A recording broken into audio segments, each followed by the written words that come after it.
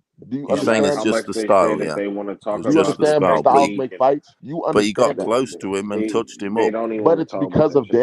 because of JoJo's style. You understand styles makes I fights. I don't know know why you. fucking styles, and you saying Kambosos is not going to be able to get close, then yeah. I'm not saying it's gonna be very hard, and he doesn't have a style of JoJo. He's not that type of fighter. He's never been. He's a He's good not. He's not hooker, a. good He, left hooks. He's got a great right hand combination yeah, but fighter. he's So he's not. got knock. But he does it off of thinking. He's He more. does it He's off. more. He's does got it off of he's timing, got though. more output than Haney. Yeah, but off of timing, bro. He waits for his opponents to throw. That's what we've seen That's from too many Kambosos, things bro. going against Haney. So do you agree More that output, no, more he variation, yes, shot selection. Because Haney just agreed, coming with a jab. agreed. You're But you saying. Yeah, listen, more I shot listen, selection. Where Paulo, do you I get agree that with from? you. Do you agree that Kambosos preferably counter punches? Yes, he does. He can do it Okay, all, to be honest. and that's my point, bro. When it comes to counter punching, that has to do a lot with timing, bro. And the way you disrupt someone who likes to time people is by using your jab, bro. Jabs direct, and then after that, you can dictate the fight, bro. You can take it wherever But you want to take. But as long I as know you, what you mean with Haney, because he's not going to be one on the offense. He's not going to. It's going he's to gonna be jab him. It Kambosos doesn't having to matter where he's at. dictate. You don't need all Kambosos that is going to extra be shit going to Haney. to Hold beat on. Kambosos. He's going to That's be my going point. to Haney and making Haney to be active. Throw. So he can counter. He's going to be forced. He's going to be having to force Haney. But you're saying Haney's not going to be there. Wait, That's what I mean. You so think you're telling? he's All going to right, be so on his bike. how is He's he not going to be gonna there how is he gonna force Haney to engage? That's with so that's pressure. With pressure, but obviously you're countering it with Haney's movement. I know. You know what I yeah, mean. and I'm The also saying supposed movement on you say top is of that, amazing.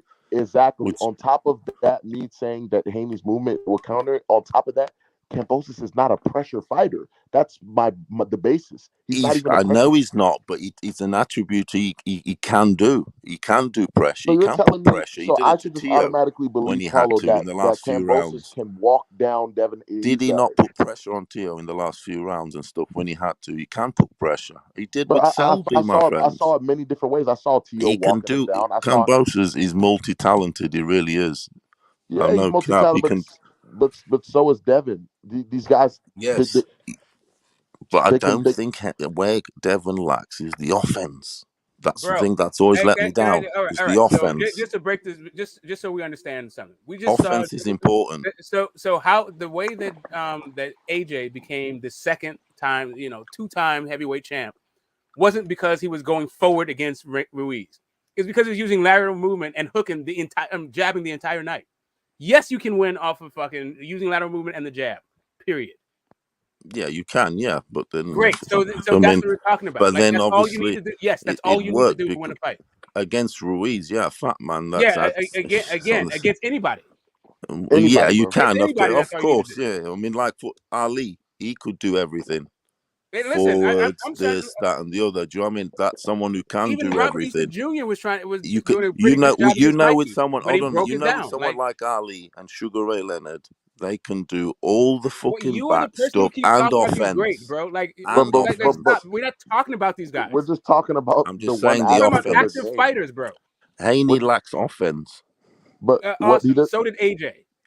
He he, still won the fight, didn't he? AJ lacked offense. You see how Yes, many against knockouts he Andy got in a Ruiz. row? Yes, what he did Did was you see jab. how The many same thing. knockouts he had no, in he's a talking row? about a specific fight, bro, because his Yeah, style. One a fight. specific fight. Yeah, Yes, but that's against Ruiz stupid. rematch. That's stupid saying a specific fight. That's not going to be Why? We're enough. talking He's about only fighting styles. one guy. We're talking about It's styles. only one fight, dude. Like, what is your He's issue? using Like, this for to real, dude? explain a style, bro. It's the Yeah, that's style. all right. So What, you're on a points decision, are you? Out in Australia? yes, Is bro. that If you beat the if you land more significant power punches, land more jabs, you just land a lot more punches than your and on a higher clip than your opponent overall. You can come to a unanimous Yeah, decision defeat yes. Make him miss and make him pay. That's it. in someone's home, bro. If someone can't touch you, they can't hit you clean, bro. They can't get inside, and you dominate. You can win off unanimous decision, bro. And that's what I'm saying. You're saying he's gonna stop. Like I don't know when Kambosos is gonna change his style and become this fucking walk I forward think it's pressure going to be fighter. all too much for Haney. That's the thing. It's going to be But Okay, I too mean much. that's cool. He's going to have inject vaccines, supposedly, Okay, all right. in the space of time. Do you know how much them vaccines take out of you? Fucking I'm nearly not, take bro. they nearly Listen, take your arm off. For fuck's sake! If he has to take them, Ramadan, adapting to Australia. Do you know what the climate's like in Australia? It's crazy. It's not yeah, just no, it's those are all crazy. It's factors. all these things. It's too much. He's a But young bro, I'm man. just talking about their styles, bro. Based off their stuff, you want to Yeah, bring I'm in just fucking saying. If it was at climate. home, I'd be more confident for him to get the decision. Is what I'm saying. I mean, bro, I'm not speaking on the extra things that can affect the fight. But I'm just talking about the two fighters and their styles purely based off that. That's where my decisions come from. You want to add in judges, referees, climate, fucking back, whatever, all that extra shit, you can do that. But I'm talking about based off their skills. You hear me? Based off their skills purely and their styles. There's individual styles. That's what I believe will happen. I'm not saying Haney's the greatest boxer ever or he's untouchable, but I'm just saying if you look back, the times Haney has been touched is when he decided to engage and go for stoppages. I don't believe he'll do that, bro, based off his style. That's all I'm saying. Yeah. So I mean, that's, but the 10-2, it's a bit hard to be positive, confident on getting a 10-2. That's what I mean. It's if all you're relying on is to get a 10-2 or more, I wouldn't be 100% confident. That's what I'm saying. You guys were talking like, look, it's in the bag. Well, it's not in the bag if you're just relying now on a science. If you're not going to get science and that all you're counting on is science, and you're disregarding the knockout, okay, that's out of the question. You never know. I admit that for both the guys. And you're just planning on getting a science. That's a lot to fucking plan on, man. Science is not easy. A 10-2 out there like that. I don't think you're making Kambosos out still to be a C player. He's an A. He's an A now, just like Haney. They're both A's. But I still think you guys are talking about Kambosos like a C. Nah, I I'm used to not talk talking about him like a about C. him like a C. Yeah, I don't know. I haven't classed either guy. I'm just looking at Yeah. the fight and what both guys So bring to the fight. what do you say Haney's got better than We Haney? already said. I I mean, already than told you Kambosos. that. I've Power, already told you. footwork, everything. So again, while you're like droning on through the shit, like we already said his jab, and I said like he has a better jab, he has a better judge of distance, and he has better feet, and he has better fucking ring IQ. Also, he makes in fight adjustments better. Like, man, I don't know if there's ever better. Ring IQ. Yeah, I know. I think Kambosos. That's not a thing, right? No, of course it is. It's the main. It's the main thing. That ain't really the main thing. Like guys can be It's smart, but you can get it's equipped. a very Like important here's thing. the Of thing: course it is. if Kambosos like had one punch knockout power, then I would be like, okay, wait a minute, we need to figure this whole thing out. Yes, exactly. Right, but he don't have that. That's why I was thinking about Haney. If Haney had that power, No, I'd be but Haney also doesn't like, need that. wow. Haney doesn't I'll because be like, Haney's never had that, and he still but won. he So ain't no, he got that. doesn't He's need out here asking dudes if he has power, like he right, did Linares. because That doesn't give me no confidence, man. Come on. all right. So Yeah. Linares didn't have not one punch knockout power, but he does have one punch drop you power. You can't be he's out here dropping asking motherfuckers. dudes, but what's my power like and stuff. Say again? Come on, that's childish. Bro, like really, you Bro, just up I'm here not even trolling off gonna some lie. dumb shit, like for real. This is why I don't talk boxing with these niggas no more. I tell them straight up, bro. He's gonna beat his ass. It's that simple, bro. Yeah, I don't talk That's what boxing I'm with these saying niggas to you. no more, Instead bro. of you well, Real you're talk. saying it like it's gonna disregarding be easy. Kambosos, So what making does he out do his better than shit, him? The jab, I'm his gonna feet, say he to has a you that better he's ring gonna beat IQ. Haney Ring straight up in IQ. Like what 11 the fuck? rounds Bro, What knockout. listen, bro. Kambosos do better These than him, niggas, Because bro? you these out here niggas, saying it's these easy, niggas, Okay, how easy, about this? they How easy. about just, this? How about we nigga, just make they bets? just be mad At this point, just make bets, right? list Haney's He does successful not want to attributes, bet you, bro. bro. Nigga, they just be No, mad that we no list one's Haney's. The mad, but you fact got to that be real and that. You got to be real and not be saying it's going to be easy. that's all they're mad about, bro. 10-2, They're not blah mad blah, about anything like else. that. Just like everyone was saying against Tio, easy, easy, easy. It's not easy, motherfucker. You have to go to Australia.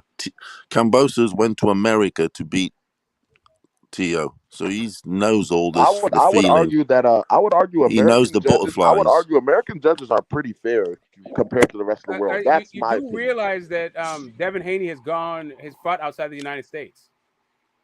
In Mexico, Is Mexico the United States? he fought in Mexico fighting So children. is that the United Yeah, States? yeah. When he fought in So do you know Mexico that? fighting small So yes. So children. you're saying that yes, you understand that he fought outside the United States. Yeah, he fought some primary school Okay, kids. so you understand that Haney's fought outside the United States. I understand that, yeah. Okay, great, awesome. But That's not all I in want a to make sure. not in another continent. Right? Not in another continent. So you think it's so you think okay, so you understand that Devin Haney has fought outside. When he fought in Mexico, he was fighting primary school kids. All right. So you think that Devin Haney hasn't Am fought I lying? anywhere? Am I lying? What? Am I lying that he was fighting primary school kids, small little dudes?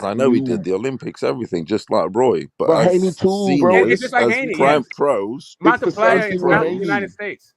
as It's pros, not the they same didn't do. continent They as the United didn't. States. Like Roy Jones, why didn't he come and fight Chris Eubank and stuff, and fucking and Nigel Benn and people What like are you that? saying? They Same didn't fight thing. these guys To because they the were UK to scared? fight these niggas if Roy Jones was the A side And in the nobody want biggest to go fights to your happening in dusty ass America, fucking bro. country that has where you get no Like, fucking what money, the bro. Like that's is why wrong all with Dusty these this guys ass, come here. nigga, dusty bro? ass, What Yeah, the nobody hell dusty goes is to your ass, wrong little with fucking this island where there's no goddamn money. That's why, bro. It has dusty nothing to do with being ass. Exactly. scared. It has Like, everything get to the do with the fuck fact that you out of guys have here, no fucking bro. money. Smoke it, You have smoking no the money, dusty bro. ass.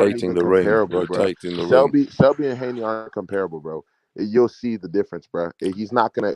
Kambosos won't turn into a fucking pressure fighter all of a sudden. It'll be stupid for him. That would actually even make it easier. I'm just letting you know, like, Devin's gonna use what you're saying, fight off the back foot. Who's But going to be the seeking jab who? is gonna Who's going to be seeking who in the fight? Is what I'm saying. It's going to be Kambosos going to What Haney. I'm saying is He's no. going to It have to. depends on what Devin wants to do that day, bro. Literally, there's no way Kambosos is even. He's not gonna look good. He's not gonna win unless they rob my nigga, and we not worried about that. You feel me? But Kambosos, he literally doesn't do anything better than Devin, bro. Like I don't see what you're seeing in him. What are you seeing him? Because that left Better hook you hooker, talking about, better that body puncher. hell no, bro. I wouldn't say he's a great inside fighter, Kambosos, but what he does, but of what he has got of inside, is better than Haney. Haney's got no inside game. None? Are you sure? No inside game, my friends. Come on. Anyways, bro, I don't know, bro. I just don't know how Kambosos. You're basically saying he was gonna change his style because he'll be forced to, when that's I'm saying literally. he's going to have to. He's going to be pressuring Kambosos. He's going to take the fight to Kambosos. I You mean, mean, to Haney, because yeah, you mean he's Haney? going to have to. That nigga cannot. Even in inside game, Haney's got no inside game, man. It's the same shit. He It's does. He jab, can jab, fight on jab, it. pivoting around, back foot, jab, jab, jab, and the occasional flurry, So is this occasional fight going to happen on the combinations. inside? Fucking Kambosos coming out with 4-punch combinations. But you Bro, guys it, already it's Is know hard Haney that. if going to be there You for if him don't to they get see fight dropped? on the Haney do that inside. So shit. does Devin is Haney gonna stand work there his to get ass. hit with 4-punch combinations? You don't see, yeah.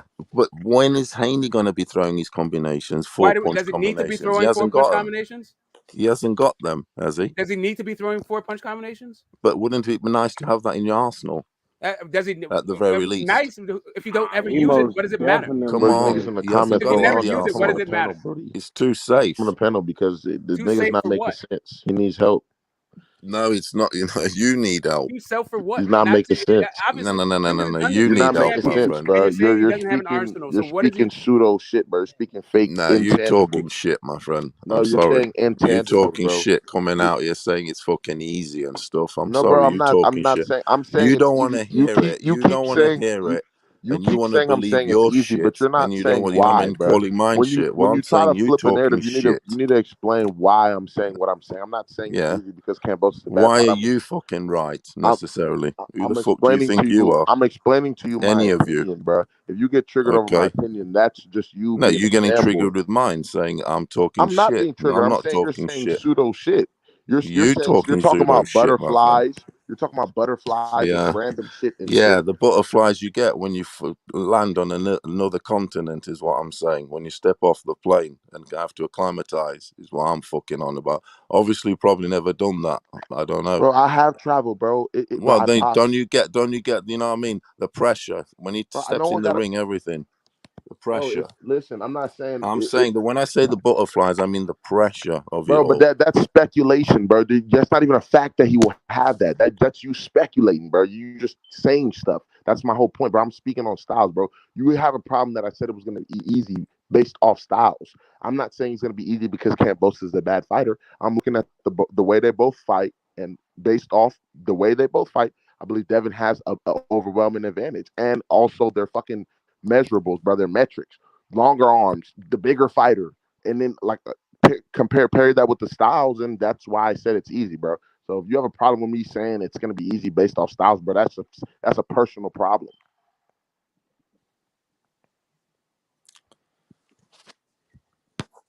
But you rely. The thing is, you're just relying on the jab, jab, jab. I don't. I mean, I don't. I don't.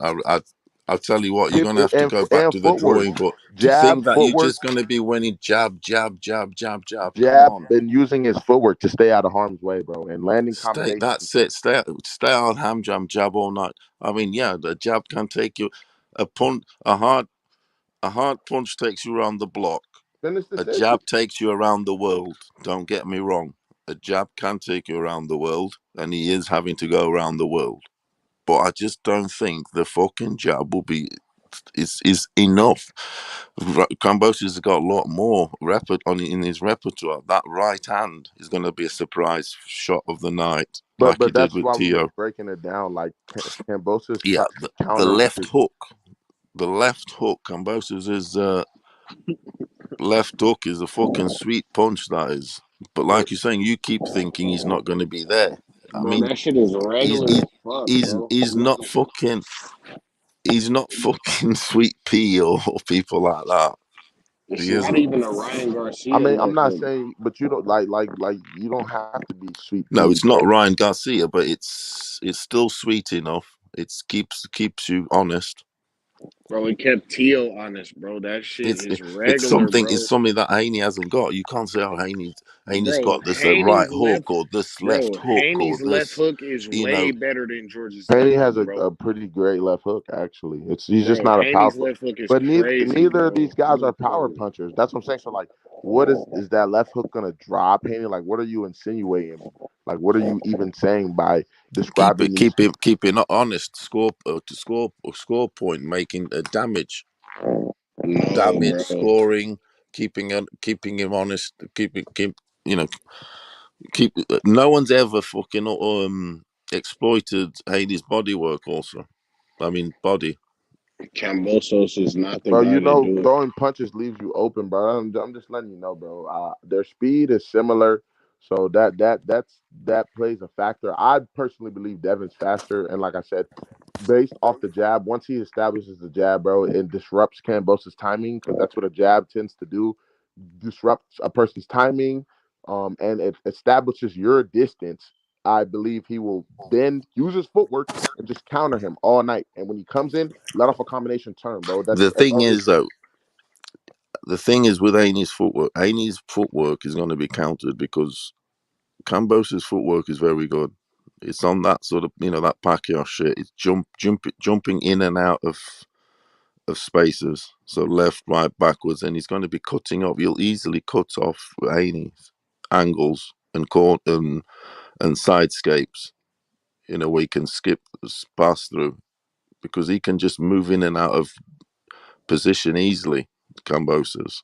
It's also a wrong style matchup for Haney because Kambosos is on this Pacquiao stuff. You'll be on him constantly, hopping in and out of positions like he does. That's what Tio was but struggling with. that's where his timing comes from, though.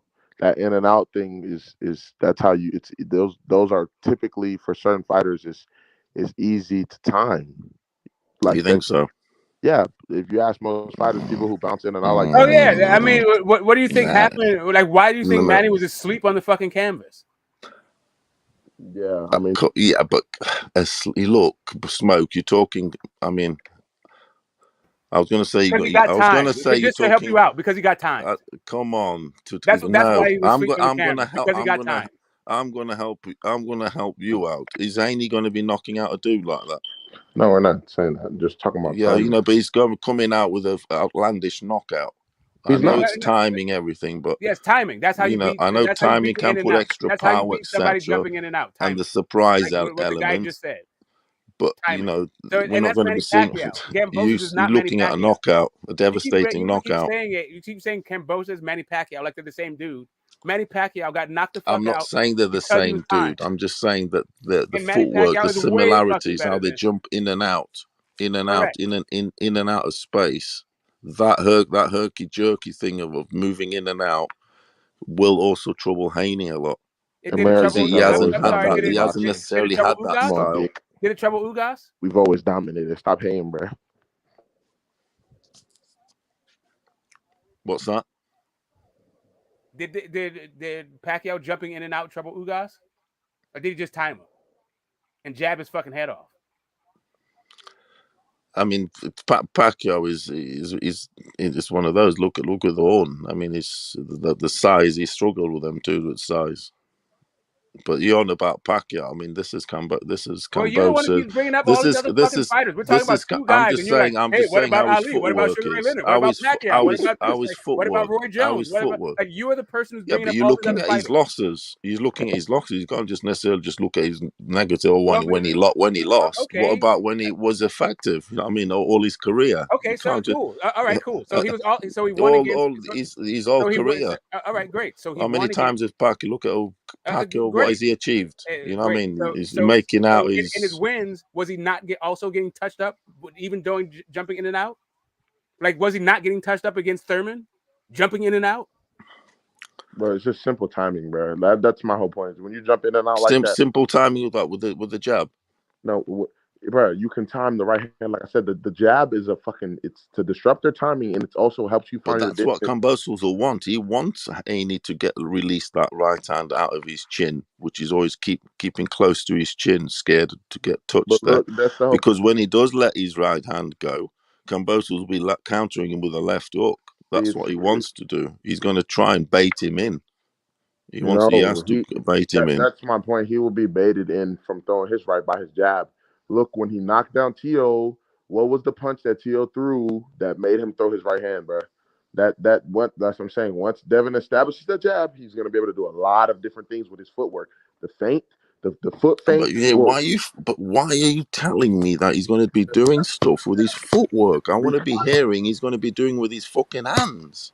What the The fuck, hands bro? are going to win him the Bro, fight, not the fucking. it Why is he on the footwork? because it starts with your feet, bro. It I know, starts but it's with jab and footwork. I mean, I want more fucking That's variations. true. Everything starts with the feet. Everything starts. Yeah, of course it does. But he's just going to. I mean, everything starts that I your want to be balance, hearing some your punching. offense, your defense, your punches. Of How course it does. the We leverage. know that. Punches. We No, know that. BH. I know that. I'm just on saying. about the punching. I want some offense. I know, bro, but that's what I'm saying. That's where the punching will come from. I'm that's fed up about that's footwork. When no is someone footwork. going to Me, start no. punching? Hold up. Wait. Let me say something. Wait.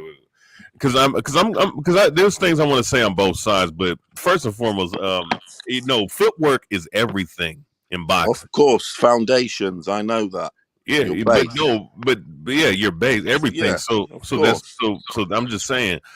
But the thing is though, now here's the issue though. I don't think this fight's going to be as easy for Devin Haney as I think cats think it is.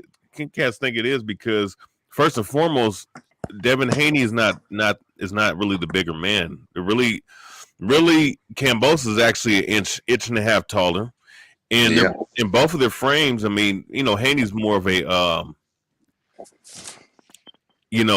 Haney's more of a athletic frame. He's more. I would say he's more of a what do you call it? He has more of a skinnier frame. Look, they both not that read this shit. You know what I'm saying? They're both not that same guy. You know what I'm saying? They're not. What you showing? Golden Glove champion. Nigga, it's for PDR's bitch ass in the comments. Oh, the tournament. Oh, okay. Yeah. So you won the tournament? Wait, how old are you, my man? You like 22? 23? No, I'm 24. Okay. Yeah. Yeah. So fighters over here. Virginia State Golden Glove. Pussy yeah. Nigga. Pussy nigga. I just want to let them know. Ain't no fake fighters. I got you, my man. But at the end of the day, though, Kambosos ain't small, man. I mean, so and yes, Devin Haney does have a 3-inch reach advantage on George Kambosos. So that's something that and I think Devin Haney does have one of the best jabs in boxing for sure. The thing is, though, I think that what Kambosos has, and mind you, I'm picking Devin Haney to win by at least 2 rounds.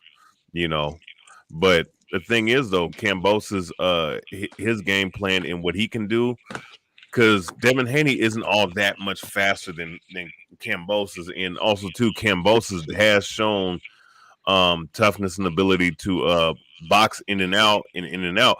I'm gonna tell you something. It sound good to box somebody that's in and out, but it's easy to time them, but it's not. You know what I'm saying? No, like it's a lot not. of when you fight someone that's sporadic like that, it takes a longer time to figure that guy out. When they're doing certain things that you're not used to, they're not doing fundamental things that you're not used to seeing, and they're jumping in and out, and they're using what would you say, unorthodox? Now, I'm not saying Kambosos is all that unorthodox. Like Pacquiao was super unorthodox. Roy Jones, super unorthodox. But Kambosos does have speed, and he does bring a little bit of that in and out movement. Not like Pacquiao, but he does do that. But thing is,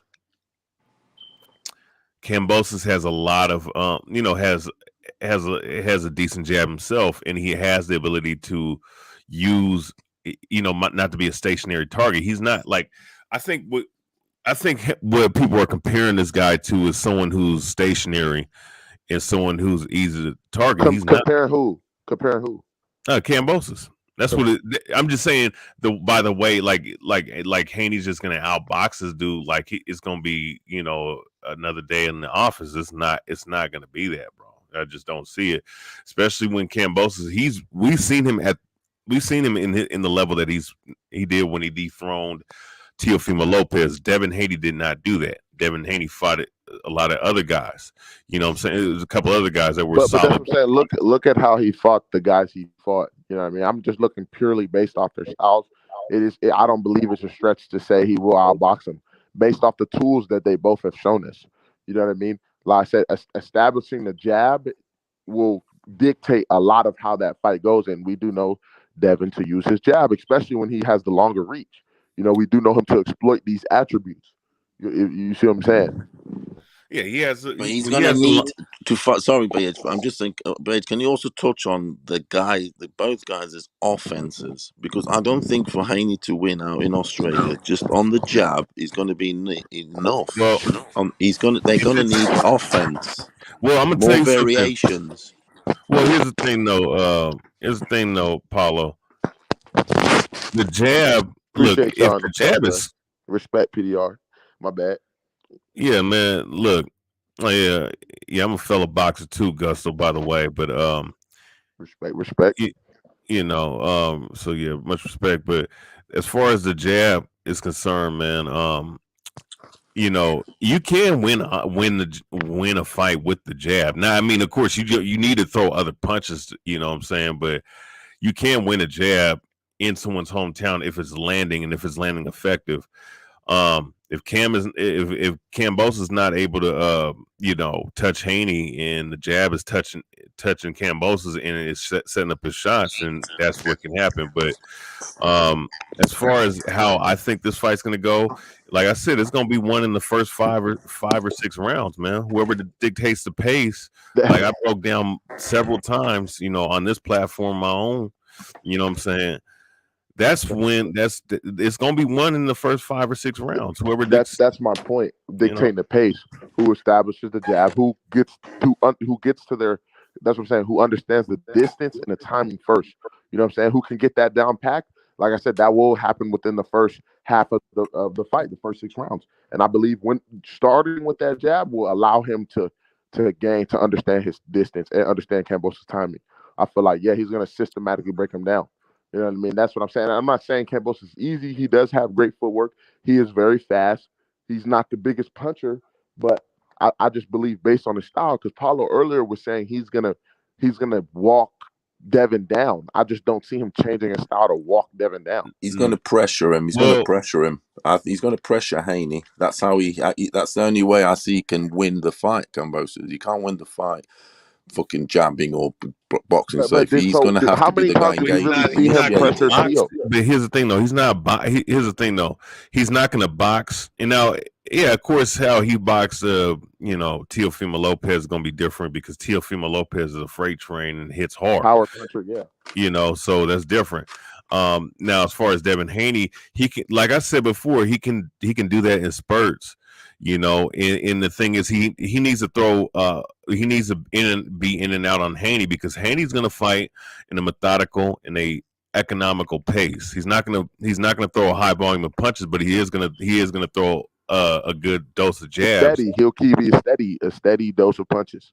Yeah, and he's probably going to throw the most punches he's going to throw which is his best punch is the jab. So I think that Kambosos has to force him to open up, but he's not going to just slug and bang and whatnot. That's not his style. I mean, he like I said, he throws 4 or 5 punch combinations, jump out, you know what I'm saying, and give Haney different looks. So it's going to be, like I said, it's going to be established the pace.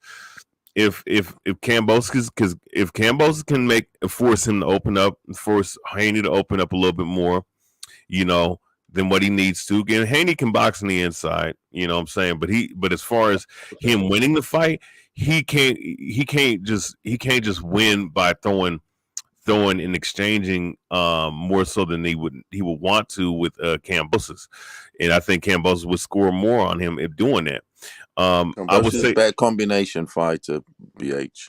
That's going to and be thing. I think that's where he's going to outwork Haney. He's got more output than Haney. No, here's the thing. Kambosos is a better volume puncher. Haney's a better combination puncher. Big thing about this fight, the volume. Is now the thing now.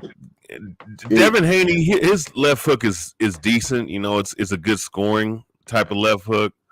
You know, it's not a, you know, when I think of left hooks, I'm thinking about motherfuckers actually using it to fucking like really, you know, put pain on guys. You know what I'm saying? So his left hook is not great, but it's solid for his style. You know, but you know, his right hand is more of a scoring right hand. I mean, he's not. I mean, look, at the end of the day, he's not a puncher at all. You know what I'm saying? He's able to disguise that left hook though because of the jab. Well, yeah, he does. I mean, that's how he uses his left hook. You know what I'm saying? That's just how his style is. You know, but as far as him getting a knockout, it would have to be as far as him hurting Kambosos, it would have to be through accumulation, in a good dose of accumulation. You know what I'm saying? In mainly probably wearing him out, going into the championship rounds. That would be his best way if he wanted to get a stoppage. Now that would do wonders for him because then he wouldn't have to worry about the damn.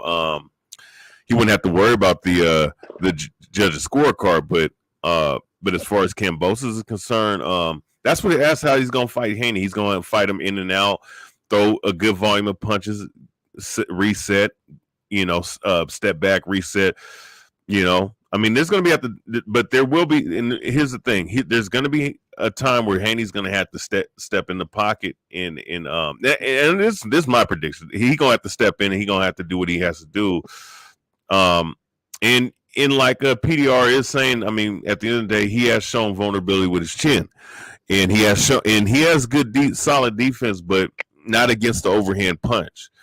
And that's something that we have to see if he can take, or if he can slip, or you know, defend better. You know what I'm saying? If he can do that, then he has a good chance of winning. But you know, it's like I said, it's about that first five rounds, man.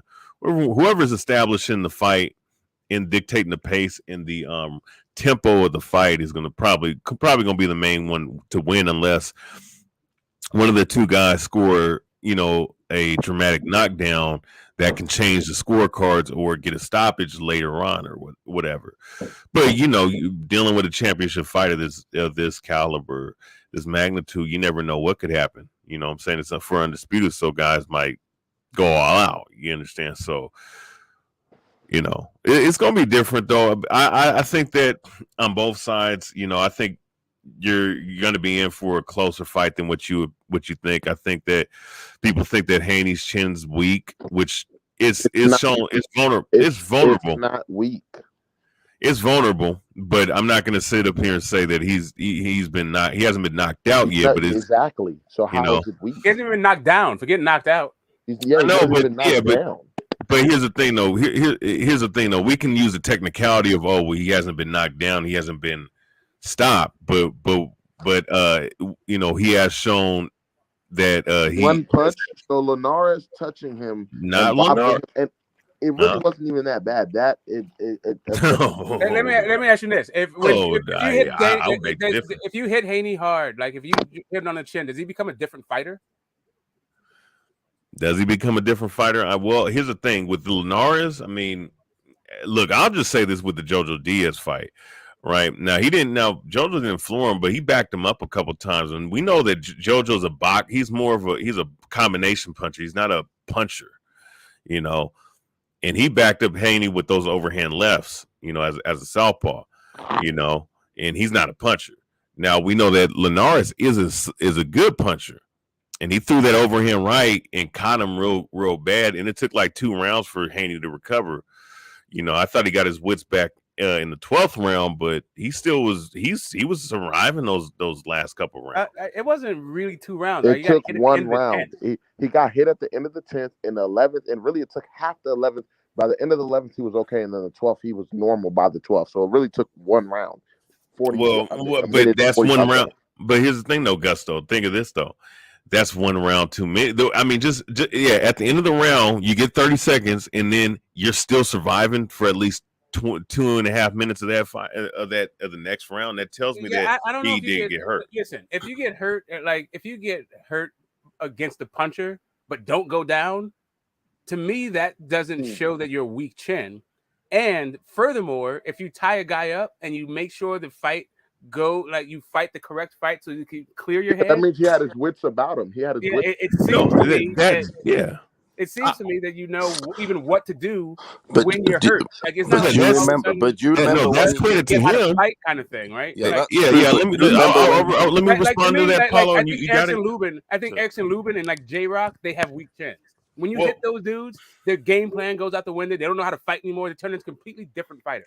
Oh yeah. No. Here's the thing. No. Devin has a good IQ, and he has the ability to survive, which is a intangible that you need to stay up in the upper echelon of boxing for sure. That I give him credit for that. But as far as when you think about a granite chin, a guy that can take a punch and still like I think of Canelo, I think of Gervonta Davis, even Broner's, even Broner to a certain degree. And everybody in the history of boxing has been hurt at some point. Everybody has, even the guys that are undefeated. But the point, let me just finish this point. And I'm gonna let you, and I'm gonna mute my mic.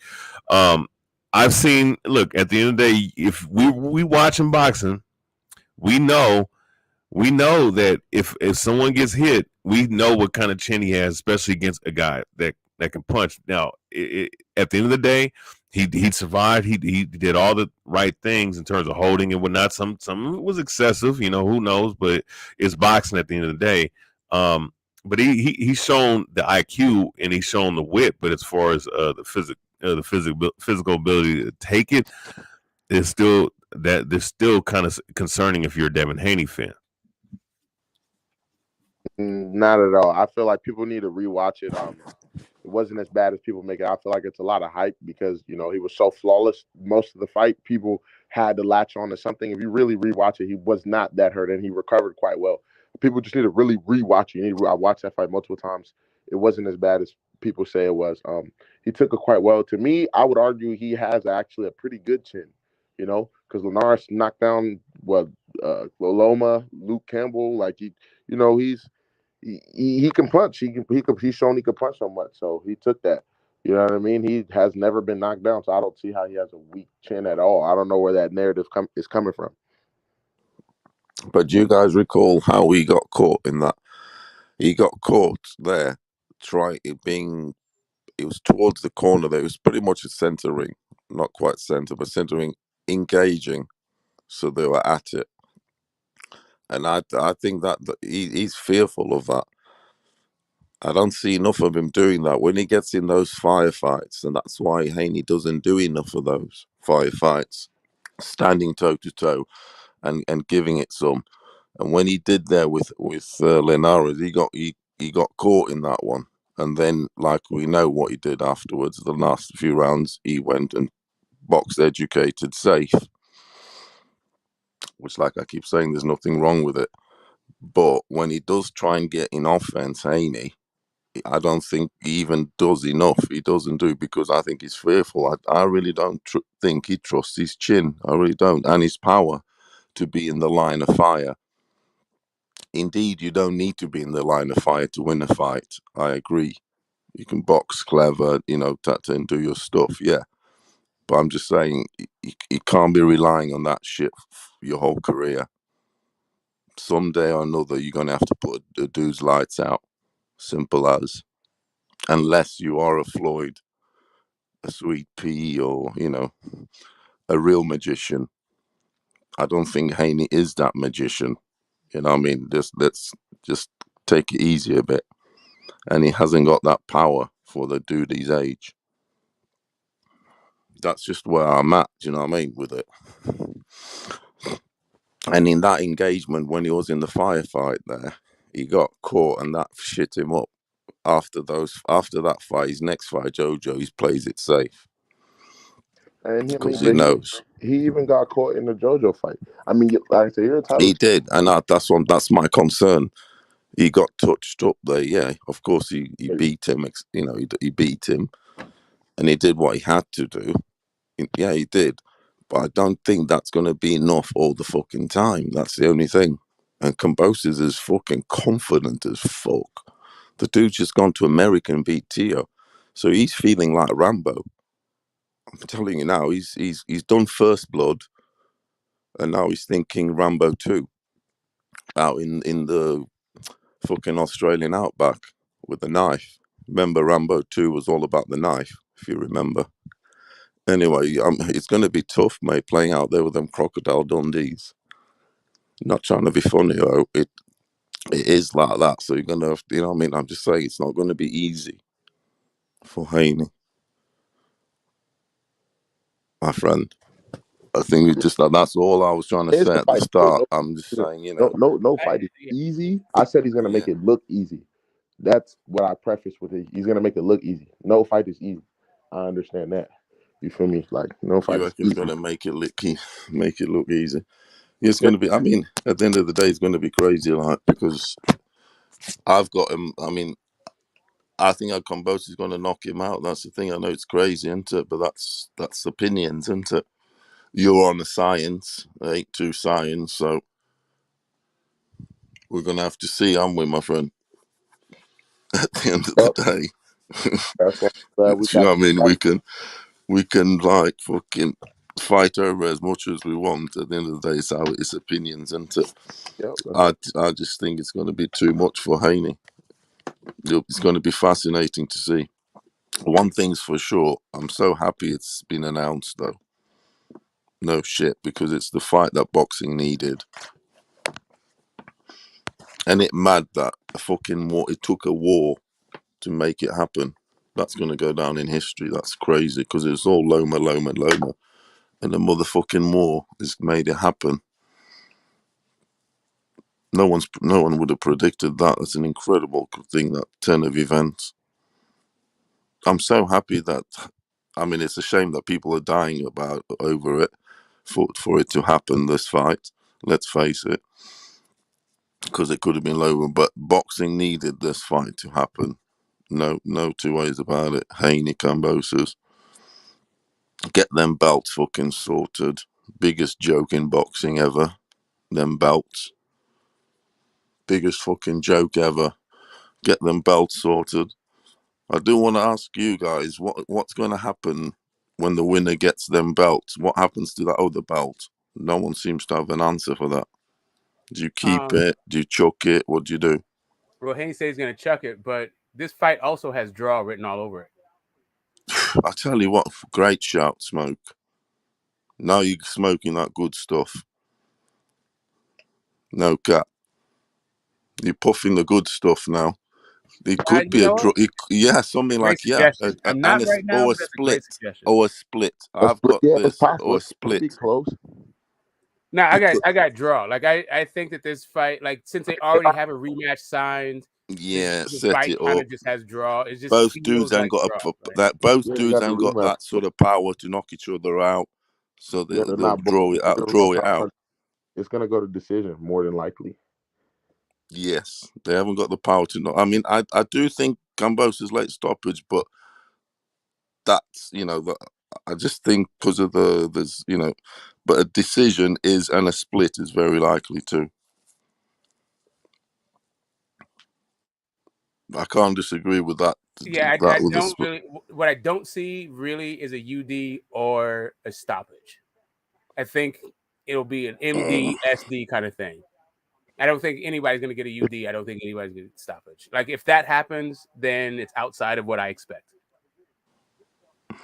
I think if Haney wins this fight, it'll be one of the greatest wins in American boxing in a very, very, very long time. Because all the things that Haney's have what to. What does very, very mean?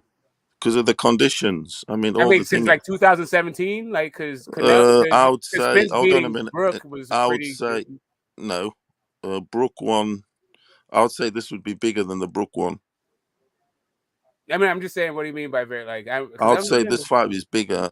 Haney winning in Australia is bigger than Spence winning in England. I'm just saying, like for you in your mind, this is the best things for American boxing since which fight? Yeah, I'm trying to think. That's the thing. It's like American feet.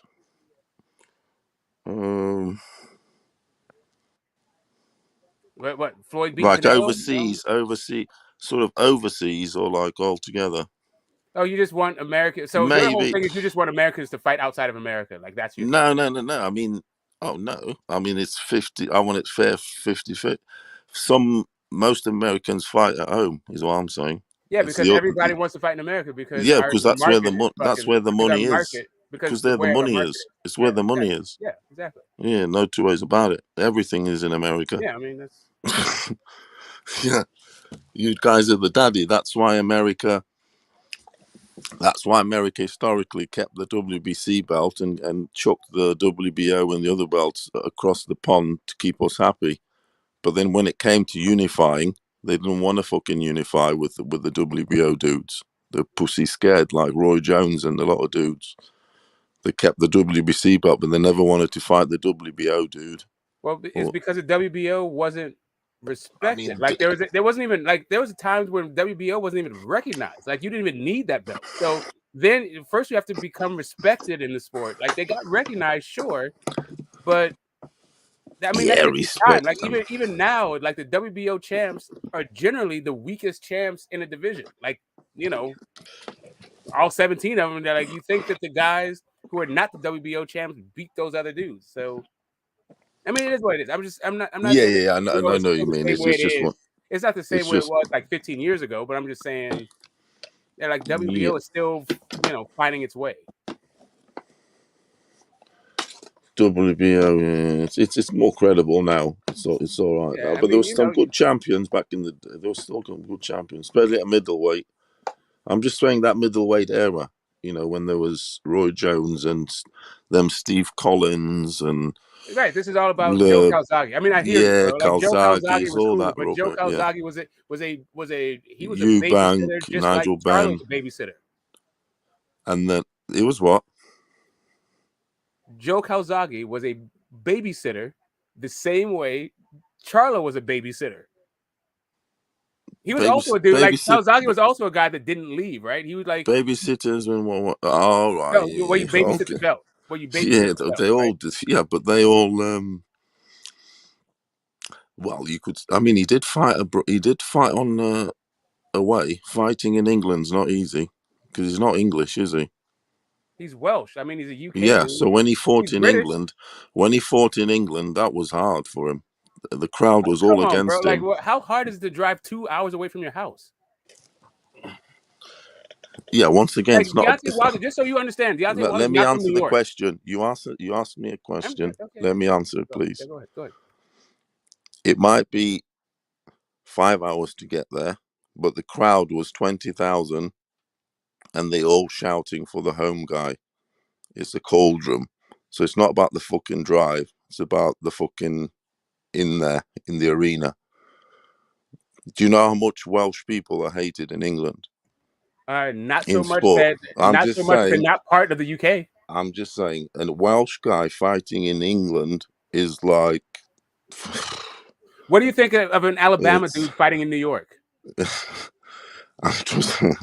don't know, right? Like, yeah, exactly. That's what I'm saying. Exactly, it's tough stuff. So it does matter. I mean, okay. So he did fight abroad. Are you saying babysitting? No. That's not babysitting, but anyway, that's not bro. Like Wales, it's not babysitting. It's not babysitting. Is part of the UK, bro. It don't matter, but they speak a different language, and it's a different country. You going to? Are you trying to tell me that's like me saying.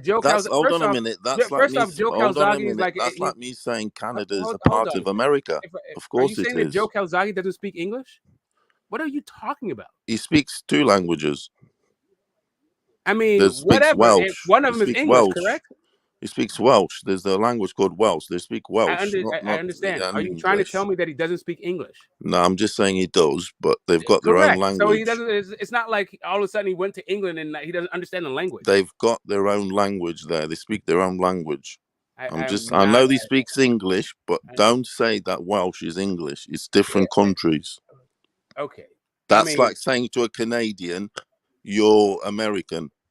No, They'll be it's like to you, saying "Fuck to an off." American. It's like saying to a Canadian that you're American because you are. Canada. It's the they might but be you are. they But they might be in the are same American. island, but it's a different country, my friend. I understand, but I don't understand. But I don't go around saying Canadians don't speak English. Yeah. I mean, some So of them don't, anyway, right? I mean, some of them do he's a speak French, right? babysitter. But because why didn't they fight? He should have been fighting them dudes. They never wanted to fight these two, Jeff. They were easy and all that. They should have unified with the WBO dudes here. The WBO wasn't even Like recognized back then. Eubank, I'm like like, that's Nigel a different thing. Benn, WBO wasn't even like recognized. fucking this, that, and the other. Like Calzaghe also earlier on. They didn't want to come here. They could have made them fights. Could have been made. Don King could do and make anything. If he could make the Rumble in the Jungle, he could make a fight in Wales for Roy Jones or for anybody. They just were shit scared. They don't want to. Because don't tell me Don King could make any fight if he didn't want to make it, especially fucking in Wales if he could make the Rumble, he can make the fighting in the fucking Dragon's Den in Wales. It wasn't about fear. It was about, as you said, business. Like Don King Yeah, literally had business, but relationship. those. He had relationship with casinos in Vegas. Yes, that's true. That's That what it it's was about. easy. It Yeah, wasn't it's the about like site fees, the money, it blah was blah. about Yeah, I that. know It that. was I about that understand shit. It that. wasn't about like fear of like where. Like Yeah, I here's really what understand. it is. Here's But really what it is. if these Like guys wanted to go for legacy and they had the cojones, it's like to legacy. What unify are this you and that. trying to tell? Okay, so you mean to tell me that Roy Jones doesn't have a legacy? I mean, he Or does. James No, he Tony doesn't have a does. Of legacy course, because he he didn't go does. fight He's in a goat. Wales? He's a goat, for God's Of sake. course. And fighting in Wales not fighting in Wales had no fucking bearing on whether or not these dudes are ATGs. Like Wales ain't popping like that. Neither is the UK. No, No I'm not place in the saying. Well, UK he is should have popping like fought that. fucking Nigel Benn. London would have been Hey, popping. Nigel Benn gave me one of the greatest fights I've ever seen in that Gerald McClellan. But that shit didn't happen in the UK. Yeah, that fight shouldn't happen. The McCallum shouldn't have been in the ring. Don King did McCallum wrong. He did. Did you see McCallum's corner? He hardly had a fucking corner. It's a fucking joke. Yeah, I mean, His weight McClellan was cut like for kind of an that fight asshole. was wrong. His weight cut for that fight was wrong. Everything was wrong Yeah, about. He a lot shouldn't of have shit was fought. wrong in that fight. Like, Yeah, he shouldn't have Nigel fought. Benn's headbutts were fucking wrong. But Yeah. anyway, but yeah, get knocked outside the ring and give him extra time to get back in. Like, there's a lot of shit going on with that fight. Gerald McClellan wasn't that well loved. Like, he had a lot of enemies because he was kind of an asshole. But all I'm saying is, England is not the litmus test on whether or not you're an ATG. The UK is not a litmus test on whether or not you're an ATG. You kind of. I don't even know anybody who's never but beating never fought in the Calzaghe, US. That's an ATG. Calzaghe would have been taking his O. Would have been. Say again. Taking Joe Calzaghe's O would have been a legitimate test, But they didn't take it, and they're still ATG. they should have taken it. Why didn't they try and take Joe Calzaghe's O? Take it What away do you mean? from Why him didn't like they were they trying to do with they Floyd. fought Joe Calzaghe. Why didn't they take Calzaghe's O? Because they lost the fight. They fought him. They just lost. Why did they lose? I mean, they're old at the time the fight happened. Older? Yeah, they were. They What were. you mean Like older? Bernard Hopkins was old as shit, and Roy Jones was old as shit. Old as shit. Yeah, like they were past the ring. Yeah. Bernard is never old. That guy can still fight now. I mean, okay, if Come you say on, so. I mean, executioner. Okay. That executioner was still executing then. Come on, bro. He got knocked out the ring by a construction worker. Yeah, but that was years. That was later. That was correct. later. Old.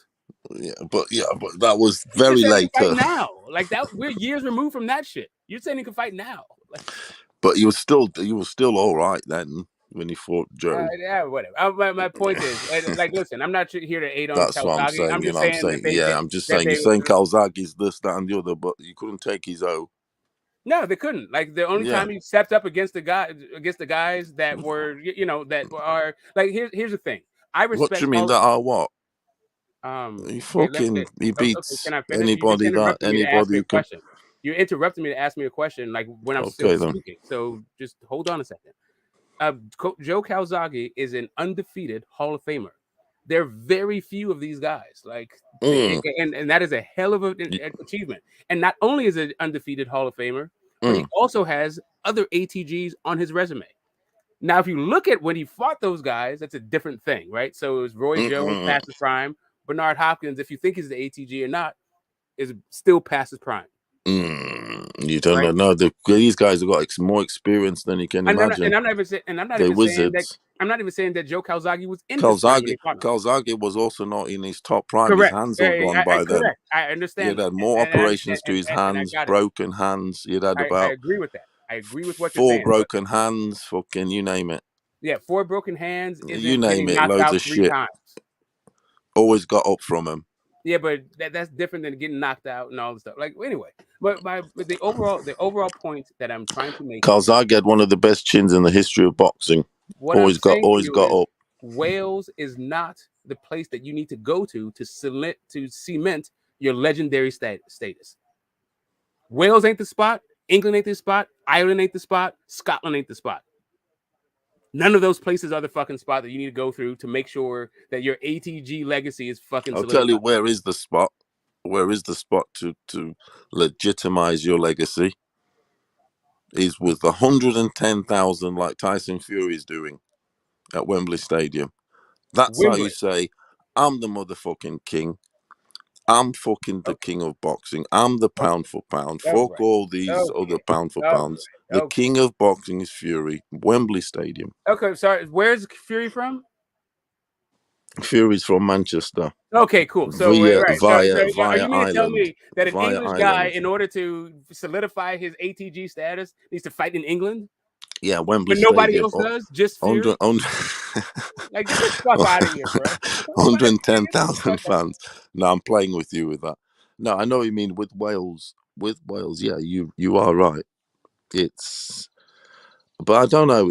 It's not about the location. At the end of the day, it's about the legacy. Can you imagine if they had fought and then you unify the belts? It doesn't matter if you fight this, that, and the other. It doesn't have to be in Las Vegas.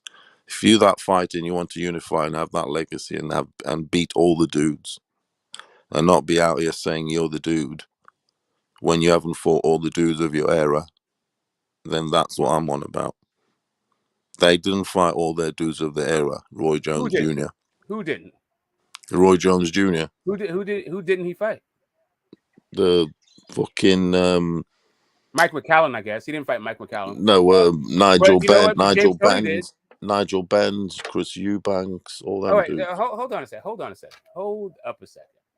The reason why was because Joe Calzaghe wasn't trying to fucking fight these people. It's not like Joe Calzaghe was sending fucking offers and Roy Jones was like, nah. No, what about Nigel Benn and Chris Eubank? They fought each other.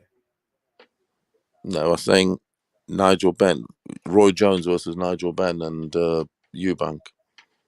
I mean, there was a time when and Tony out here saying he's the best ever, but he never fought them. Right. So neither Chris Eubank or Joe Calzaghe fought James Toney. Exactly. And that's what I'm trying to say. But so James Toney fought Mike McCallum. They also didn't fight Mike McCallum. Don't be out here saying you're the greatest ever. They didn't fight Julian Jackson. They didn't fight Mike McCallum. Either one of those. Exactly. But you know what? You know who did fight? You know who did fight him? James Toney. Mm-hmm. Great. I mean, they were all great fights, but you guys all shook it up over there.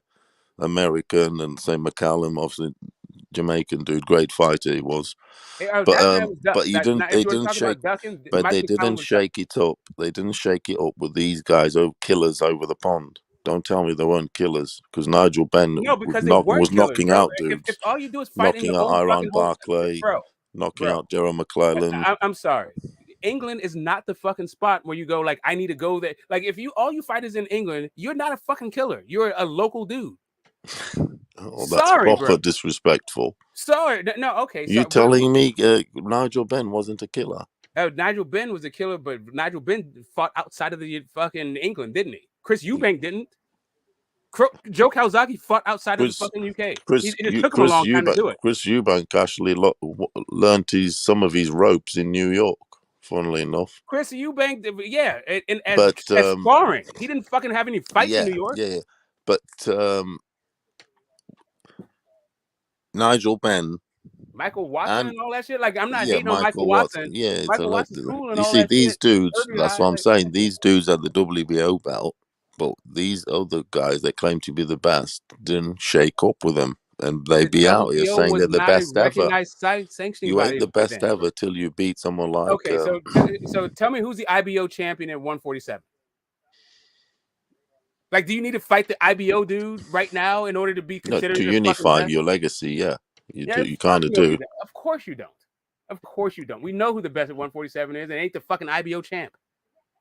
Yeah, but that's a bit arrogant to look at it that way. You should unify the belts then. To say, "Oh no, I'll beat him anyway." That's like saying, "Nah, he's." Okay, so I'll basically, beat him if I anyway. just He's make crap. He's rubbish. He's a WBO bro, like, champion. listen, He's not very good. I'll beat him anyway. Yeah, right. Of course you will. See, that's the arrogance there. That's if you what call it the Roy arrogance, Jones was bro. thinking. Nah, I'll beat them anyway. Yeah, right. Of course you will. Okay, all right. So the arrogance. I'd love to see them style matchups, Okay. like So you Chris mean to tell Eubank me that versus so every them fighter dudes. is just arrogant, right? Since nobody's checking for the IBO fucking champion, they're all just arrogant. No, you're saying you're being like that, No, saying I that said nobody's checking for the IBO. You're like, who that's looks arrogant. who looks out for the WBO. I mean, no, yeah, Like they're a a bunch of champion. people, like They should literally do. Ugas and Spence both said that they're looking for Crawford next. The That's WBO like champion. who looks out for Usyk? He's the WBO champ. He's Like got the literally everybody. WBO, hasn't he? Yeah, He's got the everybody. WBO. Yes, everyone. I said IBO, not WBO. Yeah, IBO. IBO. I know what you mean. Oh, IBO. Yeah, that's the fifth one. Yeah, Right, that's the unrecognized fucking sanctioning yeah, body. that's Right, I that's what reckon. I'm I know what saying. you Back mean. then, It's the the four, WBO was the equivalent. the dub. Okay, let me ask you this: why isn't Johnny Nelson in a Hall of Fame? Not quite. Not quite. No, Not. it was quite. It was that. It was an unrecognized sanctioning body. The same way the IBO is an unrecognized sanctioning body. It was.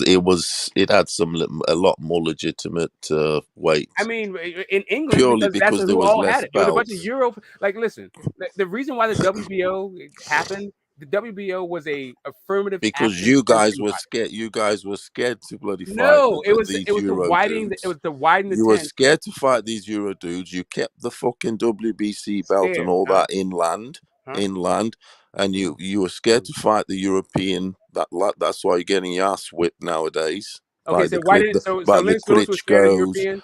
by all these Usyks, Lomas. That's why they're whipping America's ass. And that's what they used to do. They used to keep the WBC for the Americans, and they used to chuck the WBO and say, "You guys fight over it over there, and we'll fight you when we feel like it. You know, if it suits." So are Yeah, you but saying that the reason why people you aren't never fighting the wanted to IBO champ fight, is but because you they're never scared of wanted, them? but you never wanted to fight us because you're little So the pussies. reason why You're people aren't fighting scared. the IBO champ, so the reason why people don't fight the IBO champion is Yeah, because they're you're scared of him. fucking pussies. Because they're scared of him. Okay, so can You you don't name want who to. the You don't IBO want to champion? fight. So can you You don't name an want to IBO fight the champion dudes. not in Really, the heavyweight division? you're scared. Can you And then you name? say it didn't make Forget business about. sense. It I'm doesn't make asking you a business question. sense. It's the Hey, bro. location. Hey, bro. La la la. Is it Can you fuck? can you name an IBO champion outside of the heavyweight division? I'm saying about those. Then they're Can all them you name legitimate an dudes. IBO champion And right when now? they fought him when they were Can older, you that's why name? they beat him. That's Can why you name Calzaghe it? beat those two Okay. dudes, Roy Can you and name an IBO Bernard. champion? That's what I'm trying to fucking say. Okay, great. In Can the you end, name an Joe IBO sorted champion? them out, didn't he? Okay, great. Can you name an It IBO was champion? fucking great. It was amazing. He Okay, can you sorted name them an out in IBO the end. champion? In the end, Can you who name an won? IBO champion? Yes or no? Who won in Not the end? outside of the heavyweight division. Can you name an Who IBO won the champion? motherfucking battle in the end? So I'm gonna go no. When you did eventually Like, is it fight, really hard for you to say no? I can did you tell you. take I his can't out? name one. You fucking didn't. In the end, he I sorted your can't name one. fucking Can asses out. you? Can anybody on the panel name an All IBO right. champion outside of the heavyweight division? Anybody in chat? Can anybody name an IBO champion? What are you on about? Usyk, he's at the IBO. I said outside of the heavyweight division. IBO. I said outside of the Yeah, heavyweight division. I can name one. I said Leron. I said outside of the heavyweight division. Yeah, Leron Richards. So Leron Richards. Okay, what division is that? It's I think 140, something 140. there. Okay, Something like that. So are you saying that Josh Taylor doesn't fight Leron Davis because he's scared of him? Say that again. Are you saying Josh Taylor doesn't fight that guy because he's scared of Leron? Because he's scared. No, not necessarily. Okay, no, right. not How about he not fight? necessarily. How about because his fucking belt doesn't mean anything? Maybe that's why he doesn't fight him. It's, I mean, that belt. No. There's 5 belts now. You can't contextualize things like that. Then there was 4. It was You're 4. like, oh, they didn't fight the WBO The guy because they're afraid of him. the Okay, how about WBO because his carried fucking more belt weight. didn't mean anything then? The WBO then carried more weight than the IBO now. Don't compare the more two weight? What like do you? that. According to Don't whom? compare the two like that. According to That's whom? where you're putting the According to even whom? You said it by carried more saying weight. that. According to whom? By motherfucking saying that, you're saying that You said it putting the carries more fighters weight. down Who says it carries even more more, weight? saying, "Oh yeah, the belt was shit anyway. We're not going to fight for that WBO." Correct. Once again, And it's you the said it carries arrogance. more weight. Where do you So it get carries this more weight to who? motherfucking arrogance from? Okay, Where you're do you saying it's fucking arrogant. get So it is from? Josh Taylor not fighting this dude Hey, because he's arrogant? where do you get this arrogance from? It's the WBO. Okay, We're not going to fight for the WBO. We're not going to come over there and Why fight is over Josh there. Taylor not unifying with the IBO? How high is your horse? You must have a How very high big is Josh horse. Taylor's horse? I'm not a boxer. Fucking hell, you sit up high on your horse, I don't get you? it. I'm not a fighter. Why are these guys not fighting the IBO guys? We're not going to fight Today. for the WBO. We're too good to No, fight the no, WBO. I'm We're too asking good to fight the WBO. It's you. Bro, IBO. like why We're can't you too answer the good. question? Why are these guys Okay, not fighting no. the IBO champion right now? Is it because they're Because arrogant? because there's fights don't get done. You know, Okay, but you know why why? aren't they getting done? Is it because of arrogance? Because there's a million fucking belts. Because there's a million belts, afraid? a Okay, million right, because of the deals, a million million belts, right? platforms. It's a fucking jungle. It's a fucking Okay, so the joke. reason That's why. why they're not fighting the IBO today isn't because of arrogance or because of fear. Correct? That's what you're saying? Because it's what? The reason why fighters today are not fighting the IBO champions is not because of either arrogance or fear. It's a accumulation of all the things, everything.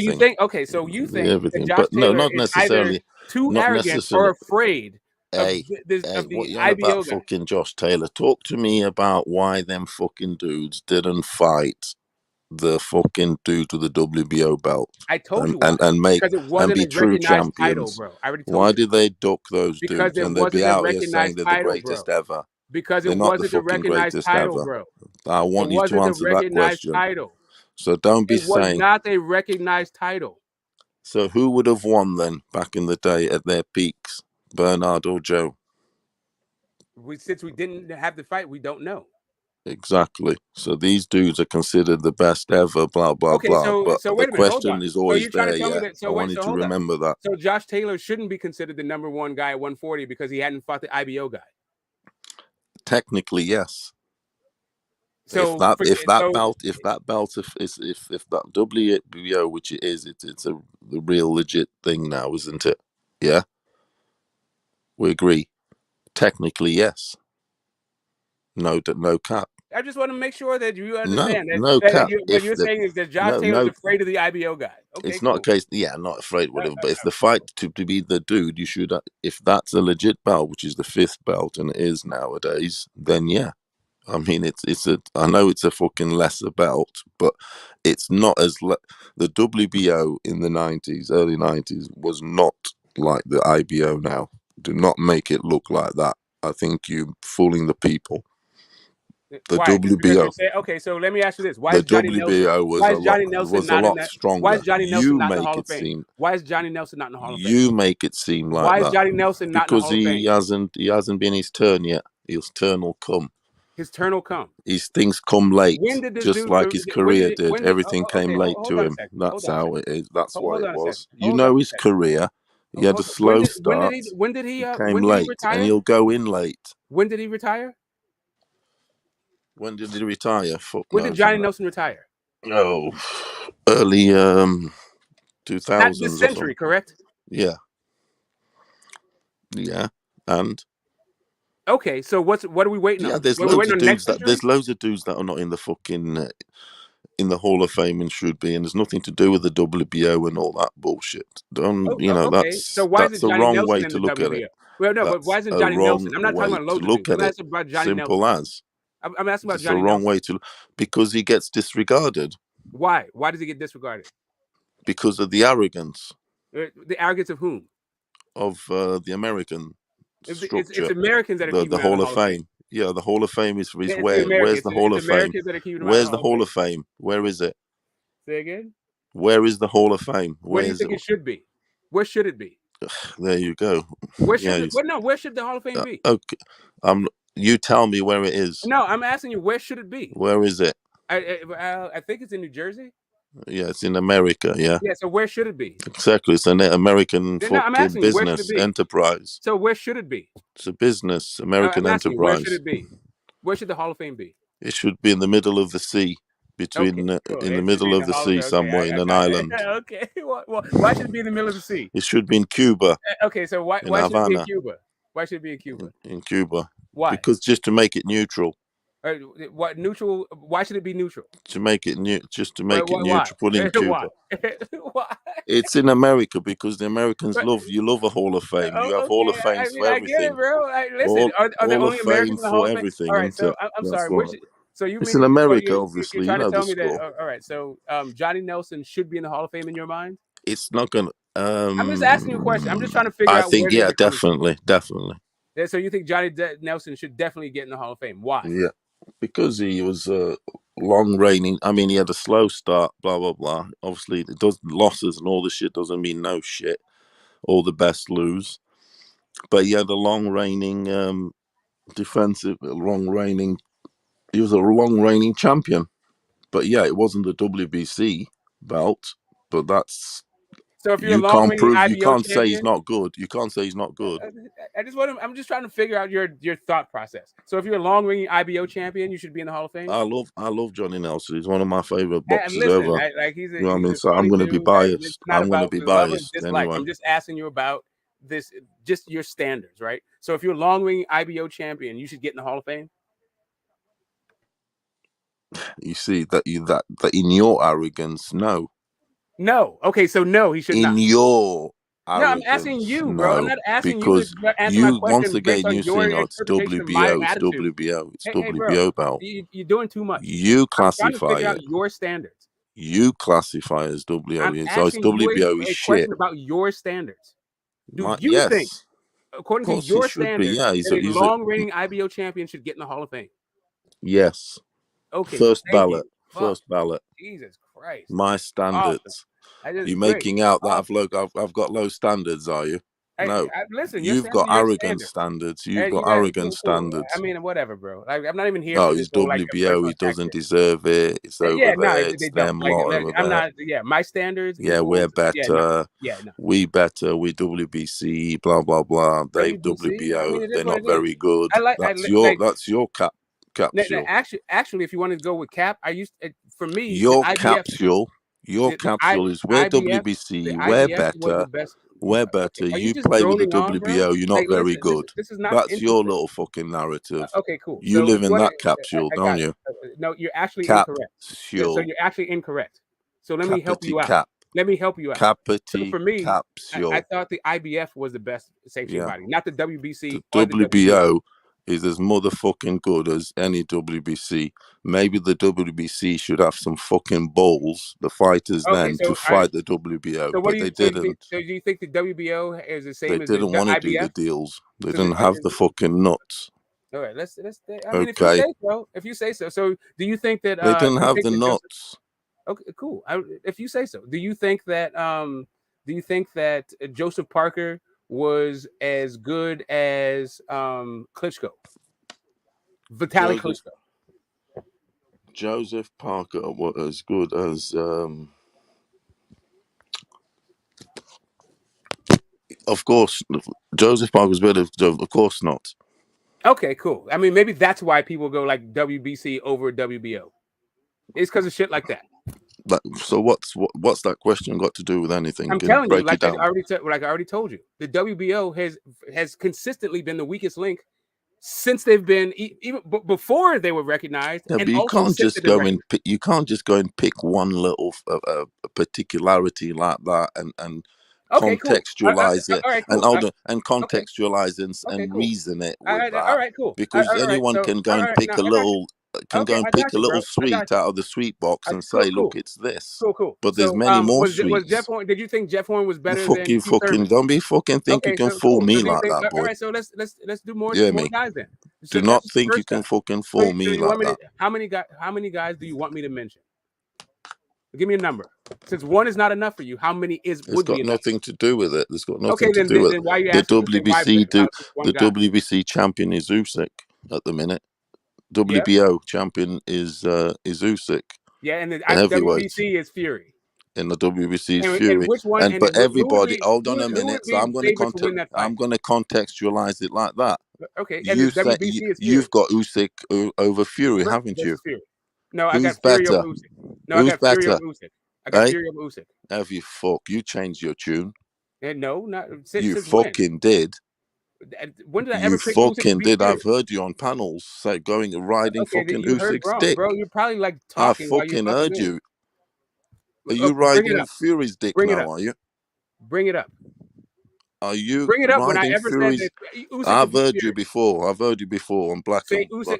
on When all did these channels. bro? You listen. You're too busy tripping off your own I've fucking heard opinion. you on channels going Usyk. Now you're changing the tune when I try and get you. Who's gonna win that fight? You're on Fury now, are you? To change the fucking, you flipped it, have you? You were Usyk, fucking bitch. Okay, so on which panel did I say Usyk beats Fury? Pardon my language. On which panel did I say Usyk beats Fury? I'm not gonna give them any clout because they bitches. Okay, no, I get you. On which? Okay, cool. So I'm not gonna Okay, give them I any got you. clout. All right, so put in the backstage so then I can go look this up for you. Yeah, I'm not gonna give them any clout. They're not worth it. All right, but you already gave him clout because you said I was on the panel. So now just put it in the Well, backstage. yeah, but I'm saying I've heard you say it. Anyway, Okay, so who's the great. WBO champion then? It's fucking who's better then? You're saying people are going all Usyk, but he's the WBO. So you can't look at things like that. Okay, Don't be coming out at me about Barker let's go. and fucking Klitschko, who's all right, better. I You got it. cannot I hear you. contextualize and analyze things in that manner. Okay. So if you can't It doesn't contextualize and work. analyze It does in that not manner, work. okay. So since you say it doesn't work, let's analyze it, see if it does work. So the WBO champion in which divisions is the WBO champion rated higher than the WBC champion? Is the what? Which divisions is the WBO champion rated higher than the WBC champion? I mean, we know that the WBC the four. Any certainly division. We know that the first three belts. Let me answer the question. We know that the first two and the first three belts carry all that power and significance and didn't ask that. Not even the question. Not even close to the question. Then the Which WBO is the WBO champion rated higher than the WBC? There isn't. The WBC is always the daddy. Oh, okay, cool. Yeah. All right, cool. That's what all right, awesome. Okay. I've answered your You're question. great. Let me answer your question. Yeah, but you just did. You just did. Yeah, let me answer you a question then. Can I ask you a question? Yeah, go ahead. Does that make the WBC fighter better than the WBO fighter? Well, only the fight does that. Does that necessarily mean that the WBC representative fighting is better than the WBO fighting? The only way that you can figure out who's best is if they fight. Exactly. But you out here saying, who cares about the WBO? Who cares about the WBO? The WBC guy's better. Rewind the tape. You were saying that. You were motherfucking saying that, the WBC dude is better than the WBO. Anyway, when is the WBO fucking, who cares about him, this and the other? And now only when they fight, you change your tune very quick. Sorry to say. I'm sorry. You change your motherfucking tune, all right? Rewind the fucking tape, because 1 minute you're saying WBO, nobody cares about them. They're not very good. The WBC fighter's better, and now it's only when they fucking fight. Sorry, that's a bitch ass move. Okay, cool. So I'm just saying, checkmate. Okay, so are you done? Are you so I can speak now? I'm just saying you changed the fucking Okay, I tune, heard you. Yeah, I know and you're now gonna. you're I know fucking you already said riding I changed my Fury's tune dick 20 also. fucking times. You You all heard you motherfucking say that I riding changed my Fury's tune. dick just to change Okay, the cool. WBO Okay, narrative. great. And so now are you gonna repeat yourself for a fourth time, or now can I Tell speak? me, talk to me, talk to Okay, me. I'm Come trying to on, talk to you, talk but to you have me. to shut the fuck up. Yeah, First, fucking talk to me. I'm trying to, but you have to shut up first.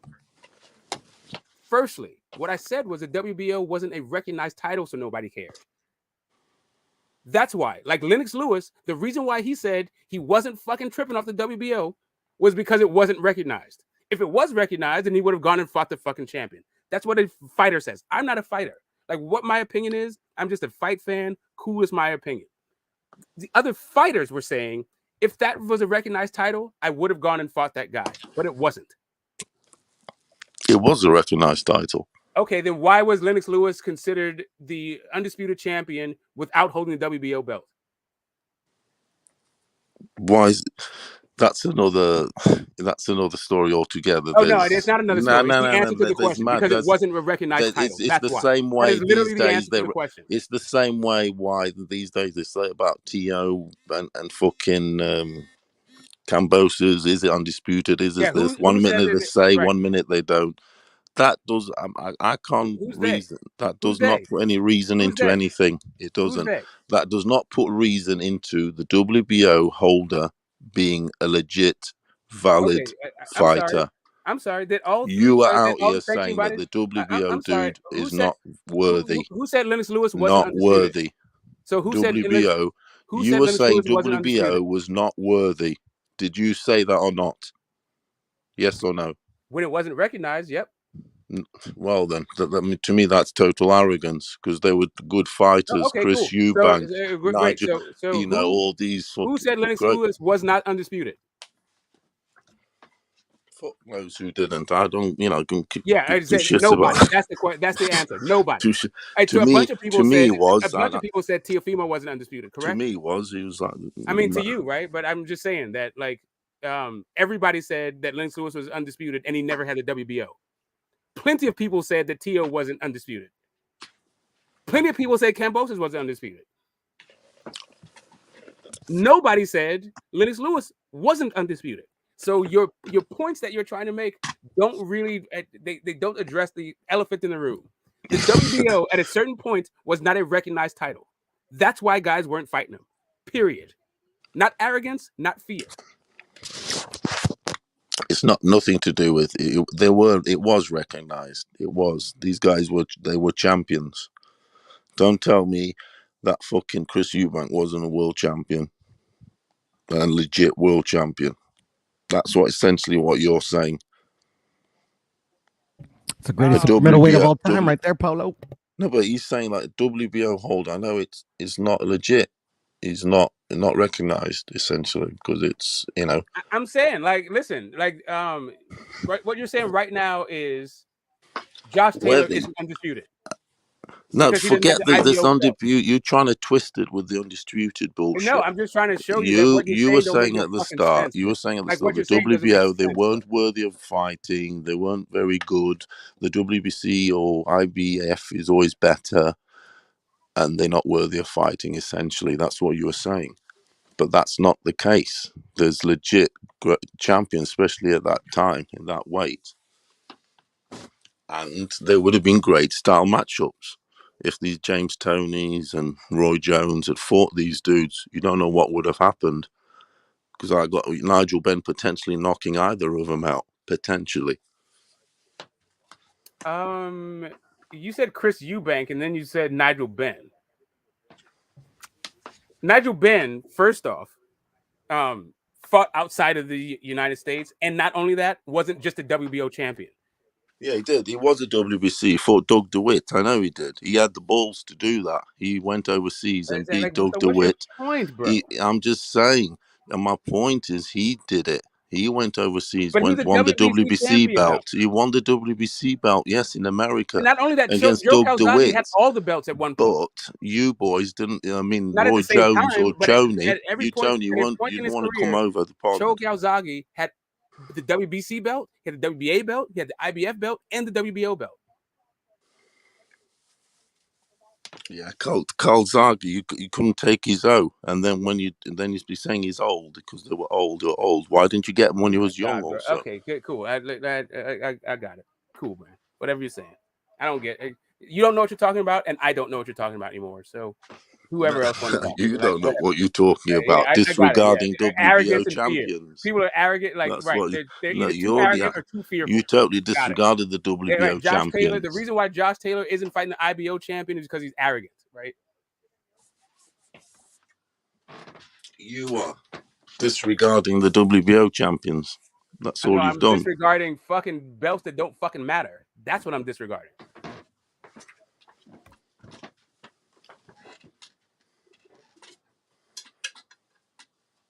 What's happening then? What up, Paulo? Happening? Same old, man. I was watching a interview with Reynoso, because BH was saying that he read somewhere that Andy was with training with Eddie anymore, but yeah, I just saw the interview. And then he's still training with him. He's actually gonna announce a fight soon. Who is? Andy. All right. Oh, Andy Ruiz. Yeah. Yeah, he needs to get back in action, definitely. Especially someone like him, he needs to be active. Yeah, I mean, I think all the boxers need to be, but yeah, for sure. Definitely. Hopefully they choose a good opponent. We shall see. What do you reckon will be a good? What do you reckon will be a good opponent for him then? Shit. Do you reckon it's good? It's the Maybe thing with Otto him. Wallin, since Wallin had a shot at dealing wide, and he also fought Fury. Maybe that'd be a good gauge where he's at. Otto Wallin. No. Yeah, he had a points win last time out. Otto Wallin, didn't it? 8 rounder he did. I saw. Yeah, that's a good matchup. The thing with Ruiz is what weight will he be? It's getting the right weight with him. Yeah, I think it's gonna be the weight he came in with in Areola. You reckon? He was lighter then, wasn't he? I don't think I actually, to be perfectly 100% honest, I don't know. He If was lighter, considerably. I mean, he was definitely lighter than the AJ rematch. I mean, that's yeah, he was considerable. I think he was lighter than the first 8. What he was for the first AJ fight, even. Yeah, and for me, I don't think it's much on like a certain weight he needs to be around. I just think discipline for him, just doing what you're supposed to do while you're in camp, and even when you're out of camp, just not fluctuating in weight so much. But yeah, I mean, obviously the weight matters. You can't come in there like 400 pounds. Yeah, the dude. Oh yeah. I guess I was capping a little bit. Yeah, I think you're 100% right. Yeah, but the dude, you gotta get him at that ideal weight. Yeah. Yeah, he does, because he's that particular body. Do you know what I mean? He's a bigger dude, sort of thing. He has to be at the right for punch resistance, and he's handling. Because in that Areola fight, he got touched. They touched each other up a bit, and they were saying, "Oh, did he not get knocked down or something?" Yeah, he got knocked down twice. Yeah, that's the thing. They're saying it was like his resistance might have not been there because he had lost too much weight. I remember them saying that. They were talking along those lines anyway. Yeah, and that's why I'm mentioning about the weight. Maybe if he's a bit heavy, he can have more resistance, so to speak. Yeah, but see, I mean, don't get me wrong, I'm not an expert on that, but I mean, like, I did hear that really, what they're saying, but I've never heard of anybody like, losing too much weight and losing punch resistance. To be honest. Yeah. I mean, and I'm sure I probably would have known the answer to that question back in the day, but I mean, just off the top of my head, I don't remember anybody saying that. You're saying what are you? Sorry, what is losing weight equals losing punch resistance? You never heard that before? Yeah. I mean, maybe I have. I just like off the top of my head, I just can't. We're just talking about Roy Jones, famously. Yeah, I know, but that's been debunked. No, debunked by what? By boxing experts and by boxers. But what do you mean? What are you talking about? Debunked? Like what? No, because I've heard that narrative that Roy Jones lost to Antonio Tarver because he went up to heavyweight and he went back down all the way to 175, and I never bought it. you know. But I mean, you know, I'm not, like I said, I'm not an expert. I'm just a fan. Now, I'm just saying, like, just because somebody said that that's not true, how does that make it debunked? And then who said it wasn't true? Who said this? Like you said, obviously, like I said, I'm not an expert. I'm a fan. No, so but you just said that I you're watch quoting the experts. experts and I watch the former fighters. I watch their opinions, bro? And then I develop my opinion based off that. Which is which experts? Which former fighters? Who's saying this? I mean, does it matter, bro? I mean, are you gonna because believe I'm saying me or you're full of not? shit. I'm saying you're lying, bro. No, I'm not fucking lying, bro. Okay, then who then? Literally, then who? What? I don't need to explain myself to you, bro. Okay, great. Okay, cool. You okay, because I'm not debating you, bro. So like, literally, like, does it matter, bro? Okay, cool. Because obviously, you're trying to say that. Oh, actually, you're not trying to say. You just said I lied. I said you just said I lied. Correct. You know, okay, so literally, so you're trying to say that what I'm saying is not accurate. And what I'm saying is that I'm not debating. I'm not having a boxing debate with you. So I don't need to tell you who my sources are or give you a bibliography or anything like that, bro. Okay, I said famously Roy Jones, and you said it's been debunked. Yeah. Okay, great. By who? And like I said, like I made a statement to what you said. You said it was debunked. But I'm not having a boxing debate with you, bro. So by who? Who gives a fuck? Well, then why are you saying it got debunked then if you don't even know who debunked it? I'm not talking. I wasn't talking to you first of all. Okay, you did. You said you've never heard. You to Paulo said never about heard Andy Ruiz, and you jumped in on our conversation. Okay, you said you've never heard that losing weight equals like affects your punch resistance, and then I said famously, yeah, but I was talking to Paulo, bro. And you said it's been debunked. Yeah, I was talking to Paulo. Great. So it hasn't been debunked. Is really what it is. What you're saying is you just made that shit I'm up. not saying anything to you. I was saying something to Paulo, bro. So I'm gonna go on mute, and you can talk to yourself if you want. Yeah, I got it, bro. I got it. It's been debunked. You're right. You're talking to Paulo. Talk to him.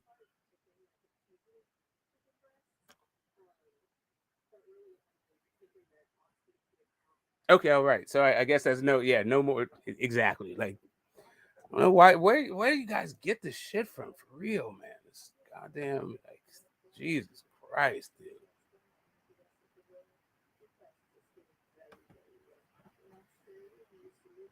I guess that's it for the boxing talk.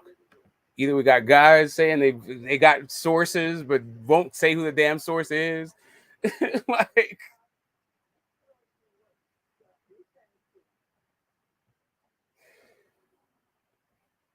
yeah, I guess that's it for the smoke. We got Josh Taylor is too afraid to or arrogant to fight the IBO champion, and we got Roy Jones didn't get knocked out because losing weight, or Kell Brook didn't fucking lose because losing weight, or whatever the fuck. Like, yeah, okay. Let me get to the before I check out. Let's see. Let's scroll on up before I go there. Like Ruiz has excess weight, will lose much punch resistance as he has so much extra weight. Shut up, let people speak. Told you this fool's retarded. Get the manager. You're gonna let him press you like that. Fight back. Pound for pound king. Andrade is the pound for pound king according to ESPN. What? Yeah, can't say the source. H Money got the whole panel shook, smoked out. Yeah, okay, yeah, cool. If you guys have any other questions for, I guess, the only guy who has any goddamn sense about fucking the points that they're making, yeah, I'll take whatever questions the chat has. So, Dick Justice,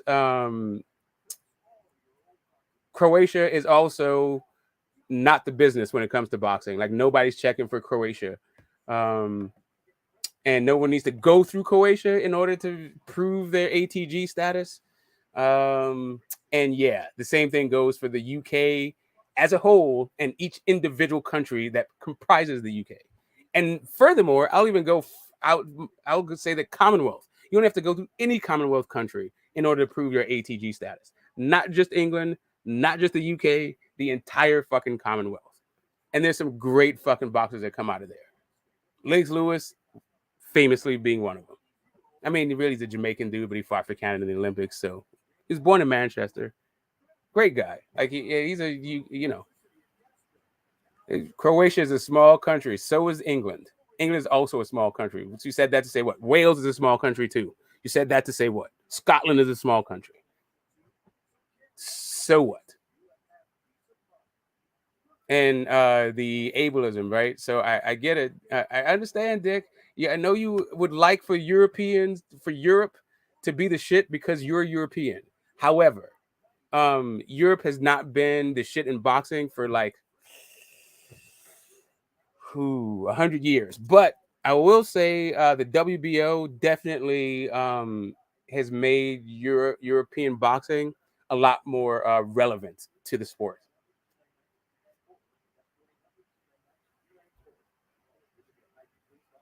England has 4. Okay, how many? Okay, I get. So how many people how much does Wales have? How many? England has 50 million people. How many people does Wales have? Dick Justice.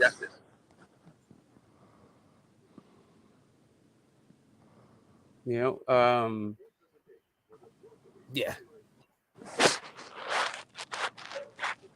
yeah. But yeah, you know,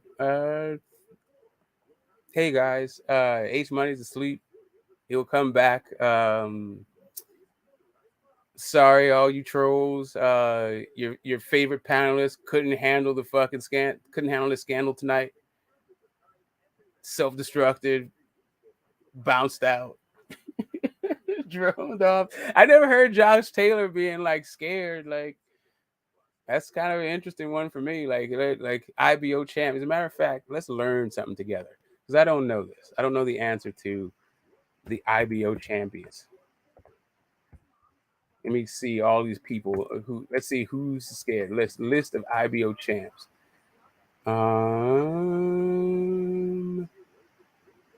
Let's see. Jack Massey. So I guess Bradis is afraid of Jack Massey, right? Dorticos is afraid of Jack Massey. Let's see, light heavy. Let's see who Canelo's not fighting. Dominic Boso. Better Beeve is either too arrogant or too scared to fight Dominic Boso. Let's see. Well, yeah, when Usyk was at cruiserweight, they had that one guy, Jack Massey, up there, or Kevin Larena, but his Europeans are whipping on your ass. Smoke. yeah. You know they're whipping on your ass. I mean, I know it's easy to say, but apparently impossible to prove, right? Like, Okay. let's see. That's what I'm gonna say Let's to see you. this another one. Let's see. Carlos Gongora.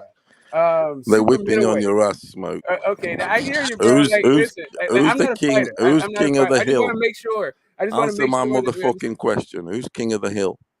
Carlos Gongora is the king of 168 because Who's the motherfucking king of the hill? Because Canelo was too scared and too arrogant to fight Carlos Gongora to prove that he's really undisputed. Who's dominating the heavyweight scene? Is it where is it? Where do they come from? Who's dominate the heavyweight scene? That would be the most important division. The most important division. I think I would say the face of boxing dominates the heavyweight division, and The that most would be prized. one. What is the That most would prized be one asset Muhammad in Ali. world Okay, sport? so let's see. What is the most prized asset in world sport, individual sport? Okay, Gennady Golovkin is the IBO middleweight champion. Who knew? Did you even know that? Smokey, answer my Okay, question. What is the most prized sport, individual sport? Say again. What's the most prized possession in any individual sport? Yes. The most accolated. I would probably say like World Cup. Is it the No, golf not a World world Cup champ. champion? Is it the marble world champion? Is it the fucking scuba diving fucking? Or is it what is it? The best tennis player? What is it? To be honest with you, bro, is it's the best probably basketballer? I know probably at one. Hold on a minute. At one point, it was the best basketballer, Michael Jordan. He was the top athlete. No, I think it's still. That was I an think it still is that. exception. I think it What still is is that. the most prized over the centuries? Over more than a century, the most prized sporting title. Could you please answer me that question? Over the last century, the most Yeah, prized since the sporting beginning of title. time. Since the beginning of time, sport. Since the beginning, the time of sport. Like, Yeah, the bro, most you're prized, changing the the question. most prized thing to have in sport, as in they look at you as like a wow, a god. Okay. Tell me that. If you can answer me that, then I okay. will hold Since the you up in beginning high of time. regard. Since the beginning of Yeah. time in If you sport. can answer that question, I'm trying Smokey, to, bro, but you won't stop talking. I will put you in my Hall of Fame. Right. So since the beginning of time, the one it's the beginning of time of sport. The Yes. one Individual. event, the one individual event. No, not an event. The month like sporting champion, individual sport, like at team sport, it would be say to win the soccer World Cup, for instance. Right. So But So in since the individual beginning of sport, time. Right. individual sport, what's the most prized Right. Since the beginning of time title? of sport, Yes, it would be the marathon. the marathon. That's not a bad one. But I'm saying to you, let's keep it boxing. Okay, so now let's keep it Okay. boxing. So what's the most prized sport in boxing? No, that's just joke. That's just a joke. Obviously, it's everything I'm including, but just to show you how powerful boxing is, I'm going to keep it boxing, and I'm going to say it's the heavyweight championship of the world because you're the daddy-o. The heavyweight champion of the world, or Yes, like, the but right heavyweight. now we have two. But The right now we heavyweight, have two of them. like for instance, Jack Johnson. Right. But that was when we had one when belt. he was champion back in the day. Yeah. Everyone looked at him as like he was the top boy. Yeah, but we have two heavyweight champions right now. Yeah, I'm just saying in sport, we're talking about the sport thing. It's the heavyweight champion of the world. That's the GOAT. Yeah, but we have two of them. So I'm going back to what you had said. Where is the heavyweight champions from? Where are they from? Can you answer that question? One is from the Ukraine and the other one is from Manchester. Okay. So where does those countries, where are they in? Where are they in? Yeah. What do you mean, What where are they continent? in? What Where the continent? country's in? Yeah, what continent? Well, the Ukraine is the Ukraine is part of, like, I would say, like, Asia. Asia. And then England is not part of any continent. Ukraine is, so you said Ukraine is part. Lord. So Ukraine is part of Asia. This guy's fucked up. So Lomachenko is Asian. You fucking idiot. He's mental. He won't, because he doesn't want to say Europe. Because he doesn't want to say Europe. He won't give Oh no, I'm sorry. I'm sorry. I fucked you up. Wait, I hold on a fucked second. you up there. Hold on a Europe is second. dominating. The heavyweight champion of the world I'm is sorry. the daddy-o prized Okay, possession, man. okay, They look so at you. wait a minute. Are you saying that Russia? Because he walks in the Are you saying room. Russia? So Lomachenko is Asian. Yeah, that's what he's saying. It's Man, crazy. shut the fuck up with that soft ass shit. It's fucked up. It's fucked up. This dude. Sorry. The question was what continent, right? So you said Ukraine is in Asia, and Ukraine is not in Asia, sir. Is Russia in Asia? So is Europe. Russia in Europe? Yes. Same as Russia, same as Sweden, same as Norway, same as Spain, same as Germany, same as Italy. This arrogance. He's not educated. This dude. Okay, I told you, I knew he wasn't educated from when we had this Canelo. We had this Canelo debate. Don't know anything. I told you he wasn't educated from when I told you your IQ is low from this Canelo debate. Okay, all right. And now that it's me and you, and now that it's me and you, and now that it's me and you, now that it's me and you, now that it's me and you, we can have this debate. We can have this debate. Okay, so do you know what makes a continent? Brother. Ukraine is not in Asia. Do you even understand what makes a continent? Ukraine is not in Asia. So let's get that out of the way. I'm sorry. What continent is Ukraine on? Is it separate from Russia? Okay, so where's Uzbekistan? Is Uzbekistan in Asia or no? Or is that part of Europe also? It's Europe, mate. Okay, all right. Just so Uzbekistan is also Europe. Yes. So we're on about Russia. We're on about Kazakhstan Russia. also We're Europe? on about Russia, my friend. Is Kazakhstan also Europe? Ukraine is Europe, my friend. Yeah, Ukraine is Europe. Where you again? Uzbekistan, part of the European community. Sri Lanka, all these places. It's part of the European community. Ukraine. What do you guys? Can you guys tell me? Ukraine is in the European I'm low Union. IQ. I'm low IQ. My geography is horrible. So can you guys tell me? Can you educate me on what makes a continent a continent? I'm going to educate you on Canelo Alvarez. No. We're talking about continents right now. He's talking. And You what divert makes shit. a continent a continent? Oh, what do you look like to you? Do you look like a fucking architect or something? Okay, cool. So it's not about my What low does it have IQ. to do? What does it have to do with You boxing? being full of shit. So you don't know, right? So you I don't do know. know. I do know. I do know. I just want to know. I just want to ask. Okay, What does it great. have to do with boxing? Please answer the question. You said you could. I don't understand. So can you answer the question instead of deflecting into some other shit? Well, so you want to know what makes a continent? Okay, You great. say. So you don't know. Okay, great. Good, I cool. do know you fucking cunt. I do know you I fucking got cunt. you, bro. I got you. A continent is a large continuous mass of hear you, land, bro. conventionally regained and collective region, regarded Okay, so great. as a collective region. So, awesome. So can you tell me where Asia ends and Europe begins? can I ask you where Asia begins and what? But can you tell me where Asia ends and Europe begins? Can you name me the 7 continents? Yes, I can. But So, right after so you name them answer to me, me. Name me the 7. Name me the 7 continents.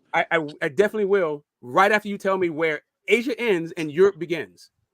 I can't tell you, sir. Can you name me the 7 continents, cool. please? Awesome. So when I said when Ukraine was in Asia and you said no, it's Europe, tell me how do you arrive at that conclusion?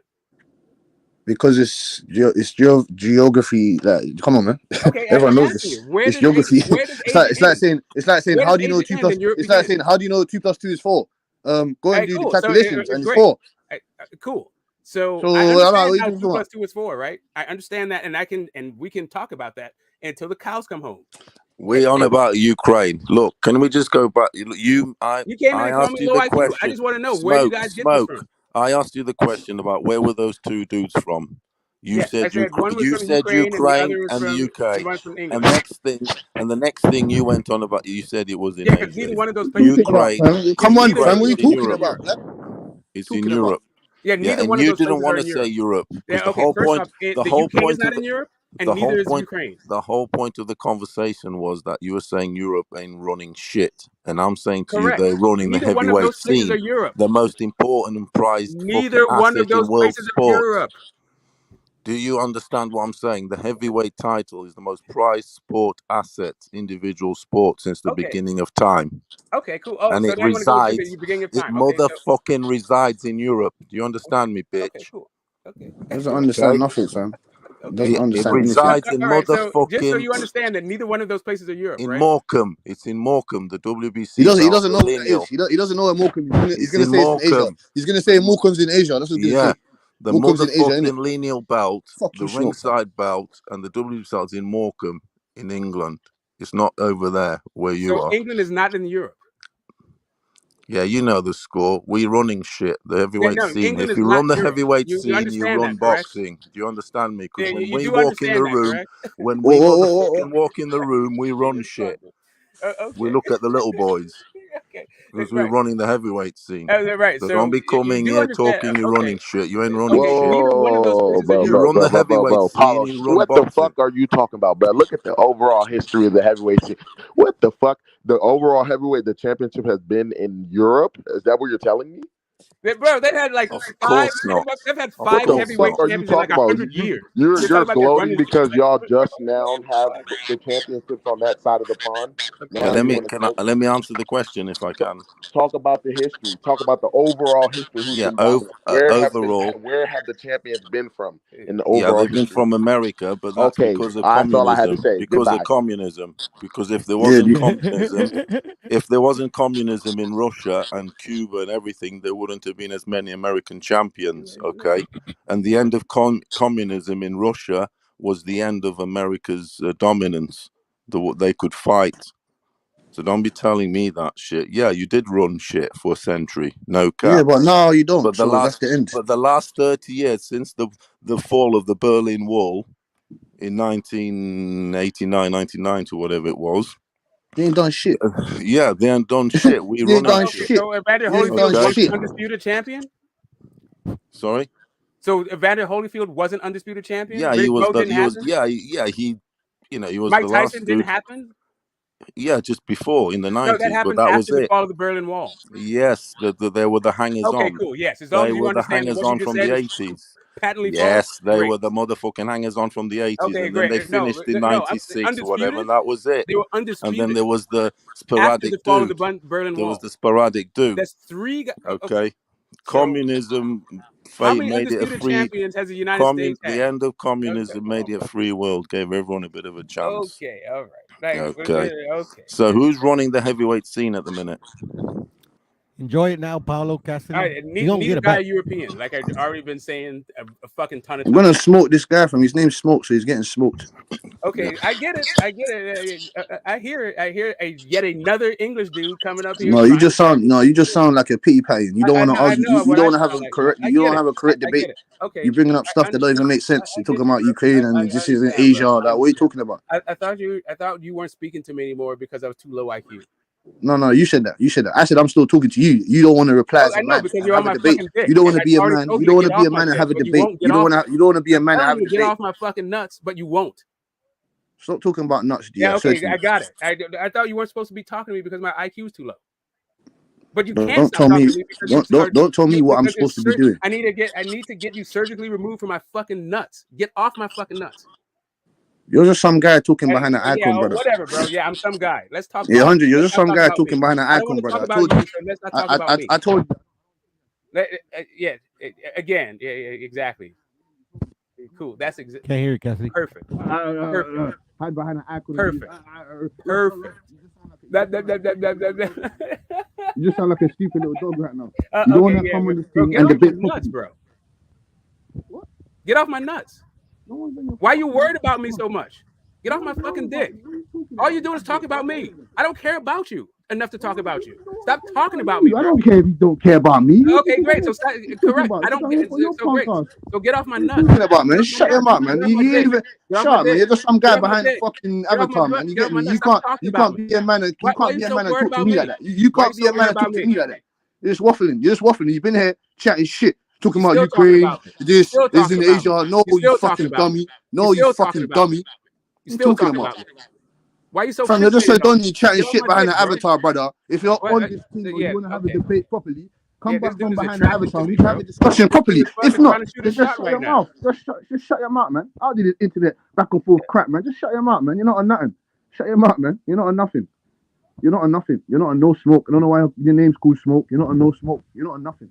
Come from behind the avatar. We can have a discussion as men. If you don't want to do that, then just shut your mouth. What the fuck? What are you talking about? You still talking about me, bro? Of course, man. Of course. You still talking about me? Like, come on, bro. I come here to talk about boxing. Can we talk about boxing? Can we talk about boxing? Or are you still fixated on me? Can we talk about boxing? Are you still upset? You're obsessed with boy? Yeah, boy. You gonna shut the fuck up? If you ain't gonna shut the fuck up, then I'm gonna be on your ass, boy. Simple. Okay. You fucking talk about idiot, boxing man. now. Got anything to say about boxing? Have you got anything sensible to say about boxing? Because you're just waffling at this moment. You're talking about Ukraine is in Asia, all this stupidness. You're just waffling. Do you have anything to say about boxing at all? Are you gonna make sense out of what you're Do you saying? have anything to say about boxing at all? Are you gonna make sense out of what you're saying? Do you have anything to say about boxing at all? Can we get back to talking about boxing? Of course, you're talking about nuts cool. and all this So other stuff. You're the one that started talking about nuts and all this. You started talking about nuts and all this other shit. I didn't say nothing about that let's shit. talk about boxing then. Yeah, let's go. Great. I'm not here to argue and beef and with people. You want to do that? I don't want to do that. So let's talk about boxing. Yeah, let's go then. Let's go. You first. Go ahead. My point is from how, as it's always been. You wanted to speak about Canelo Alvarez. That's fine. Yeah. There's no one else here except apart from me, you, and Paulo, and Pudo. It's all good. Let's talk about Canelo. It's all good. I just wanted to get you. You said. I don't understand this. You said you're a fan of his. So if you're a fan of his, and you called him out on his bullshit, I wanted to know what bullshit has he been doing? I already told you. Why? I'm listening. All you need to do is just explain. And I already said what I said about it, and then you said Anthony Yard, and then you said Lyndon Arthur. We've already chewed this bubble gum. No. See, that's what I'm saying to you. You skipped a whole format of what happened. You just said, spoke about Canelo Alvarez, and I mentioned you spoke on Anthony Yarde. No. You skipped a whole load. You skipped a whole load. You skipped a whole load. You said something about Kovalev, and then that led to Anthony Yarde and We've Lyndon already Arthur. had this conversation. Let's go Spurs. I don't We've already had this understand. conversation. All right, then. So go on. So go on. So what do you want to talk about? You go on. What do you want to talk about? We have some. What's a great fight that is an example of the best fight and the best that we haven't discussed so far? Ayoka Chocolatito. That's a good fight that's happening. Best fight and the best, right? Yeah. Who you got? I got Chocolatito winning that easily. Even though Ayoka's a dog, but Chocolatito should just clearly be the victor in that. Fought the better competition, been around the sport longer, more experienced. So none of that has anything to do with what they do in the ring. Yeah. Okay, so cool. What do you think? What does Chocolatito do in the ring that should break down what Ayoka does in the ring? The intangibles. Which are? Experience. So Ayoka is inexperienced in your mind, or like what? I'm talking about, like the way he fights. Like, do you watch the Ayoka fight? Not a lot of people do. I'm not trying to hate on you or anything. I'm just trying to see if we can get into a detailed conversation about this matchup. Yeah, I've seen Ayoka fight. He lost his early. I see the fight he lost early in his career. I think he got knocked out.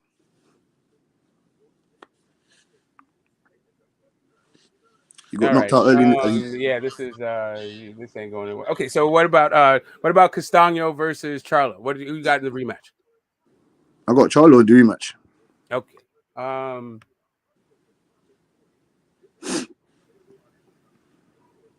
Hey, that's it. Just no breakdown. I'm trying to get a break. Like I'm trying to get into it. What about It's a fact. If you're going to break it down, that's fine. But it's a fact. We don't know what the fuck is gonna happen. No, I'm just saying. Who got Spence? I don't know who the fuck's gonna win, but Spence should win. He's looking stronger. He's looking more. What do you want me to tell you? I mean, whatever it is you want to say. Like I debate. I can't tell you what's going to happen or breakdown of a fact. You get me? No, I mean, it's of course. I don't think you can tell the future. I'm just like in your mind. Why you making a prediction? Okay. What are you basing the prediction on? Kind of shit. Okay. In the next fight coming up with Castano and Charlo should. It depends. It depends who can control the center of the ring. Ryan Castano had. Let's see if Charlo can handle that pressure again. You get me? His head is gonna be in Charlo's chest again. Let's see if. I didn't like the way Charlo was trying to fight on the outside. You get me? He was missing looping shots. He wasn't placing his punches properly.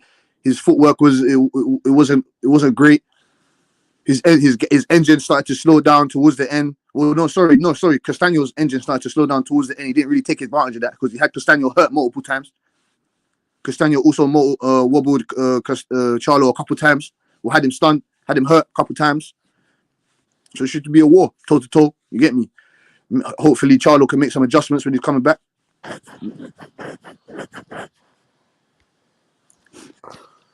Yeah, I got Charlo too, but because I think that he can improve more. Like that was kind of the best version of Castano that I've seen, but it's also kind of the same Castano. Like it was the best version of what Castano does. So I think that it is. I need to see Castano do something different in order for me to pick him. But at the same time, I can see that what Castano does well, that pressure, could actually still sway some judges. But I picked Charlo to win. I think Charlo will have a better performance than he did last time. And I think he's the guy who that wasn't the best version of Charlo that I've seen, but that was the best version of Castano that I saw. And I still felt like, to me, I thought Charlo got the better of it, but I could understand a draw because both guys really were able to execute their game plan and fight their fights. How many rounds did you give Charlo the last fight? Yeah, I mean, I did. I thought he was good, but not enough to like be like, oh yeah, he got robbed or something like that. Like I thought both dudes did well. So you scored it a draw. No, I personally I scored it 7-5. Oh, to Charlo. Yeah. Okay. But I also saw that there was like 2 or 3 swing rounds in there. So Okay. Like the way the fight actually went was depending on how you score fights, it could have been a close fight or wide for either guy, because both guys were able to fight their fight and execute their game plans, and so it just comes down to your own scoring criteria kind of thing. Like if you like pressure, if you like, then that was Castano all day long. If you like the clean hard shots, then that was Charlo. Like neither guy's defense was that great. It was kind of a wash, and neither guy's IQ was that great. It was kind of a wash. Charlo's going to win the second fight, in my opinion. I think he just needs to be a bit more positive. He was a bit hesitant in the first fight. He needs to be more on the front foot, establishing the jab more. He needs to learn to follow instructions, man. He gets tunnel vision when he's in the ring. Like, he doesn't listen. He can step it up, like Smoke was on about. Castano was his best version. I don't think Castano could be much better, so we know what he can do, but we know Charlo can improve. That's a fact. I think Castano can improve as well, because I think he knows that Charlo took his foot off the gas pedal, put the foot off the gas pedal. You get me? There ain't gonna be no draw in this one. There ain't gonna be no draw in this. Center ring. He needs to take center ring more. Also, take charge. Yeah, 100%. He didn't take charge as much. Nope. But he's the smaller stature in the man. Charlo can do that. You know what I mean? He can do that, and I think he will. He knows he has to also. The jab's going to be the key in this. The jab's going to be the key.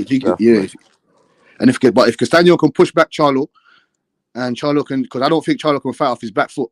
I don't really think he can. His big brother can, but I don't think he can. He's not. No, he's not really. No.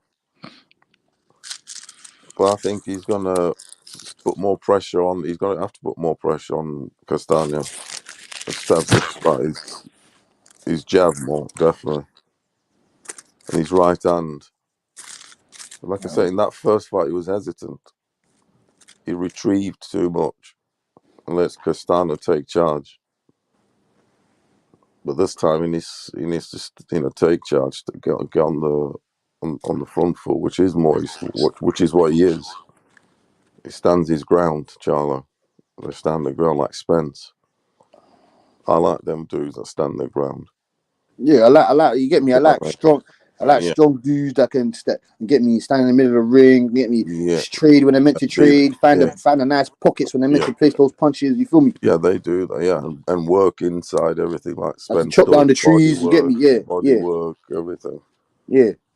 Don't get me wrong. Crawford's a nice mover and all that, but someone like Spence, he can stay there in there with you and slug it out. Yeah, and bang with you when he needs to bang. You get me? Yeah. Charlo can do that. He needs to get more dog against Castano. You watched that Savannah Marshall fight? Yeah, I did. It was incredible. Paulo. Yeah, I did. Paulo, man. You watched that Savannah Marshall fight? I watched it. It was incredible. She's fucking a bloke. She hasn't even got any titties. I'm not joking. I think she's going to knock out Clarissa Shields. No cap. She's turned into a man now. And don't forget, with the Peter Fury's proper giving her good style and confidence. She was a girl that lacked confidence in the amateurs. She had everything but the confidence. She was shy and stuff. But now she's cracked the shell and she's come out of her shell. Peter Fury's done that. And he's a good coach, Peter Fury. I mean, he masterminded the Klitschko win for Fury. It was him in the corner, do you get me? So he knows the stuff. And she's got all the attributes. She's big, tall. You know the score. I'm not going out. You know what she's like. She's good. And I think she's the wrong style for Clarissa. Because of her length. She's got hooks, man. She's got uppercuts, everything from distance. You know that. And she's way bigger than her as well. That's what I mean. She's double the size. You know them Prince Nassim hooks from the outside swinging. She's fucking. She's like a bloke. She's massive. She's massive. It's going to be a hell of a fight. I mean, don't forget, she's beat Clarissa already. Yeah. And then when people say, I hate when people say, oh, it's amateurs, it matters in the sport. No, it does psychologically, and now she's in college, in the NBA, in the college, I beat your ass in college, you get me, in college. When we go to the NBA, I'm going to say that I bust your ass in college. The fuck? No, but still, she still did it, though. and now she's confident herself. Who have you got in that fight? Savannah Marshall. Yeah, I've got her by knockout. No cap. Oh shit! Late knockout. It's going to be a monster fight. That late knockout. And I've also got Katie Taylor beating Serrano. Yeah. I got that as well. Because the thing is, this woman's boxing is 2-minute rounds, and that Taylor, she knows her way around the ring. She knows how to not. She knows how to not get knocked out. If you get me, she knows this. She knows what they call the sweet science. Who has better defense than Clarissa Shields? Clarissa Shields got way better defense. But but I want to know how she's going to hurt. How is she going to hurt Savannah Marshall? She has to come. Does she need to hurt her? She doesn't have to hurt her to win, does she? No. Obviously not. But you know, come on, man. Savannah Marshall's going to be charging out all night. You get me? She's going to have to try and land something. You get me? Well, I mean, if you're charging at somebody, then that means your power will be increased because you can walk them onto something. You can use their momentum against them. I'll tell you what, though, Savannah's jab is sweet. She's long. She's tall. She's a bigger woman girl. that. She's. I thought you were just saying that Clarissa Shields is. She's powerful. She's powerful also now. Very powerful. She's been on that sweet beetroot juice. No, she's look. Have you seen the size of her arms? Everything. She splattered that woman last night. Proper. I know it's what it is, like. She put that woman in a stretcher. Clarissa fought that chick too. She didn't do that to her. All right, listen. This is no disrespect to the ladies, but we still have some best fights in men's boxing that we haven't discussed. Let's have it. Valdez versus Shakur. Obviously, Shakur should do the right thing in it, but as I said, it's a sport of boxing, fam. Valdez can come in there and shock everyone and say, "You're not going to do this boxing shit tonight. I'm going to fucking come here and fight you." Shakur by split decision. That should be the decision. Yeah, that should be the positive. That's you get me. I'm being serious. I've got like Shakur on the 7th. Hey, let me find out. Y'all having that GOAT talk, though. Clarissa Shields, the best one boxer ever. Y'all having the GOAT talk. I don't know. If do you want to? Yeah. I know D-Boy, he's saying, look, you like the look of Savannah Marshall, fam. Man, she gonna beat Savannah Marshall ass, nigga. But nah, I know you can't do. Let's put some money up. America versus USA. I mean, America versus England. Come on. Yeah, let's have it. I got money on Clarissa. She gonna dog walk Savannah slow ass. Oh, let's have it. Savannah is a fucking hype machine, nigga. What do you want? I can see how scared she was in the ring. She's scared of Clarissa, man. She don't want no smoke for real. She's gonna get paid. Not protect her. Let her get her money. Let her get her ass. Get her check. I want the 100 bucks. I want the 100 bucks. She knocking out some weak ass opponents and shit, man. For 100 bucks. Where you England at? I want all that. I want that goddamn Clarissa smoke, man. Let's fucking put the money up then. And I want the church's meal, 5-piece church's meal with the fucking biscuit and honey.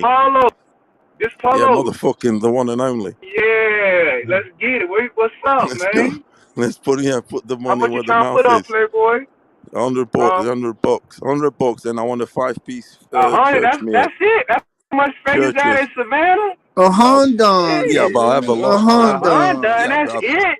Yeah, but I'd be having loads. Yeah, but I'd be having loads of people. Do you know what I mean? We start light. We start light. Hey, but Paulo, that's what it is. We got it. I got $100. We got 100 on there. Cassidy, what's up? I know you love your England people, as you should. You know. Yeah. Are you real? Are you real? Paulo's 100 too. Are you real? I can't. Of course, I'm real, man. But I can't lie to you. Obviously, I like this. He got the bad on show shit. When they fighting, they don't lie when they fight. That's what I'm saying. We don't even know when the fight's been announced yet. You for real? You real? Yeah, you proper? Real? Yeah, nigga. Shit. I fuck y'all niggas, so you feel me? If I lose, I'm gonna pay up. If I ain't fuck with y'all niggas, I ain't gonna lie. Yeah, that's what I mean. Yeah. I mean, but you cool. But you cool H Money. So you cool H Money. You solid with me. You know what I'm saying? Yeah, I know. So you ain't gotta worry about no funny shit.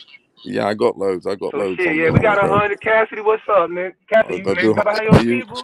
You got your England people, man? Hey, look now. She the greatest woman boxer ever. Hey, What's up, man? she's my as in she's my woman, you know, as in that she's the woman, as in yo, that's the goat right there, you know. So I don't know Oh, all if it right, could you be know what smart it money is to in bet. England. Okay, Lord, you know what it is in Yeah, England, man. I don't 100. I can't understand. I cannot put Savannah Marshall in front of Trish I Shields think she or got more fans in England than Savannah. Nah. Savannah used to Yeah, be yeah, the money team, man. She used to be yeah. the They I money team. don't signed it. know. They signed her. They They signed her. love her in England, and she I signed tell a you what, they build Ben it up Shalom nice. too. They be Shout out to building Ben the fight Shalom. up nicely. Yeah, Man, man. Looking She always from good. talking Detroit, man. England She from promoter. Detroit, man. She not Motor from City. Detroit though. She from Flint. Motor City. She Is she from from Flint. Flint? She not from Detroit, Oh, bro. Michigan. Sorry, Michigan. Yeah, Flint, She Michigan. She from from Michigan, Michigan. yeah, but Flint and Detroit, two different places. They both go hard though. Don't get it twisted. They both kind of retarded. Both of them motherfuckers be retarded. Like, but yeah, she ain't even from Okay, Detroit. I thought Flint was in Detroit. Nah, bro, that shit a whole different area. You know, Flint. They had that water crisis and shit. So Mm-hmm. okay, so where's Mayweather from? The same place. You said who? Mayweather's from the Flint as well. He's Nah, from Michigan as well. Mayweather is from Grand Rapids, Michigan. Okay, Grand Rapids. Yeah. Yeah, man. Y'all boys going hard in the morning. I went to sleep, woke back up. Y'all still talking shit, man. Yeah, that's And of Yeah, I man. course. heard that boat talk. I had to jump on the panel for that, man. Yeah, man. Nah, Carissa Shields the fucking goat, man. You get me? I can't put it behind them, man. Fuck that. I'm glad you understand that, Cassie. Now I just need your other England peers to understand that too, man. Because Savannah gonna get dog walked. Savannah might get stopped for real. Nah. The Savannah's coming. She's come on loads, my friend. Man, She's she get big powerful ass now. opponents, man. That ain't She's shit, bro. powerful. She's massive, my friend. Man, Honestly, she she's got is good big. I ain't gonna lie, repertoire. I like Savannah. Even though I'm talking shit, I I like tell you Savannah. what, I love knockouts. You feel me? I Like tell that. you what, she's got a good arsenal But now. She Carissa on a has different level. Y'all can see that hooks, shit, man. uppercuts, mate, lovely jab, tall, long jab. That ain't gonna mean Carissa too fast Telling for her it. her Man, too jabs, smart for it. That ain't gonna mean shit. her She too jabs on some Carissa fucking. too smart and fast for it, bro. That shit ain't gonna mean nothing in that ring, man. She's She like gonna like all looking at. that shit Savannah doing. She gonna utilize She's all that shit, incorporating bro. some cronk also. She's got some cronk also. She's looking at what the cronk is doing with Fury with the. It's Peter Fury, isn't he? And she's doing it. The jab 1-2, jab 1-2. It worked for Lennox Lewis because she's Yeah. got the size and the height. And the uppercut. Yeah, but that's the thing, bro. Carissa different. You know what I'm saying? She different. Carissa's a bit of a brawler. She I think she's different, going to come in. She's man. going to fall into. She's going to fall into Marshall's hands. I'm telling you, Man, into hey, the well, Yeah, we fam. got $100 She's a on it. silent Shit, assassin. we ain't Hey, even got a fam. debate no more. We got 100 on. You put your Hey, money fam. where She's your a mouth silent is. assassin, fam. I need some of For them real, fam. pounds, nigga. That's what they call straight that. up. Them pounds. I'm Let's start. straight up Paula Abdul, mate. Straight Hey, up. Now tell me. hey, do they call y'all currency pounds out there? Yeah, pounds, I my nigga. need some of them. Pounds, man. I need some of them pounds, man. Yeah, but when you transfer, it's going to cost you $130. Don't That's forget. No. cool. If I build That's cool. £100 in that, that's like £70 in it. You get me? Yeah, When you £70 yeah, in transfer it. yeah, me, yeah. when you You get transfer me the $100. Yeah, money, you'll be. Yeah, we'll yeah, I do need that, some innit? of that, man. Yeah. I need one of those houses behind you, G. Shit, hey, shit, come to America, man. My mama could hook you up. She do real estate, nigga. Hickman and Oh, Company. Shit. We. I tell y'all, we good over here. This my dad house, nigga. This ain't even my house. This my oh dad shit! house. What the fuck? Oh, you see? Oh, you see This that ain't there? even. This ain't even like. It ain't. This ain't. It just look like that for real. It ain't even that really big for real though. Hey, G, something like that over here. That cost like 2 million, fam. Hell no. This house like shit. On the market, this shit probably like 300,000. Hold on. Oh no, What over here, G. Yeah, this That's shit ain't almost that a big, but million. beef is set up nice. what state are you in? It's a 4 bedroom, What 2-story house. what's what state are you in? I'm in Richmond right now, Richmond, VA. Virginia? Okay. Yeah. What's it But made out? I'm about What about the land? when I get everything back together and shit and clean some of these demons up out here, I'm moving to Houston How for big real. is the land? How big is the land? Because that's the price. The land. I Hey, don't even know. I bro. can ask my Man said pops. free. Man said he said that's 300 racks, fam. Over here, that's like almost a mil, brother. Depends on the Oh land. yeah, I What the mean, yeah, land is. How big? shit different though. Like, That's what I'm much saying. up Out on. there, you man getting Yeah, these nice houses for change. And then that we in the South too, you that know, the made out of South is wood. Is it everything. made out of wood or brick? Is it made out of wood, isn't it? Not brick. Look how nice that is, fam. Are you fucking mad, fam? Yeah, What is that? That ain't even no mansion though. This shit My man, ain't exactly. My man mansion. I said swear that's to not even God. that big. I done been in. I can show y'all some man. I done been in some mansions and shit. No, that's I crazy. came up with y'all on panel and show y'all some real mansions. Cause my mom How is just that real estate and 300 shit. bags, fam? Do you know? Hey, Nah, brother, over here. Do this you want me ain't to this. show you? Do you want me to show you what 300 bags is over here, fam? It can't be. 300 bags, This my Debo, over pop's here. house, bro. This That's ain't. getting man. Hey, Debo, that's getting man 2-bedroom flat for you, boy. Not no house. 300 bags. In London, you get But yeah, nothing. Paolo knows as well, fam. In Yeah, London, in that's getting London you man get a room. In London you flat, get one one room, room. one You flat say room. that house would be £1 million out there? In Yeah, London, it's G. a 800 1-bedroom racks. flat. Yeah, G. In London, 1-bedroom flat. That is.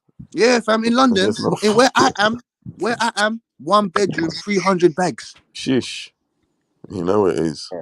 I would have come out there to eat. That shit look lit. The only thing I don't like about it is y'all got that gloomy weather. That's the only thing that That's what I love about it, Debo, man. steer I me want to away fucking from coming retire to eat. there I one heard y'all day. Yeah, got a fam. lot of Man, them gloomy out there weather. kicking ball in the mud, boy. Fucking running around in the rain.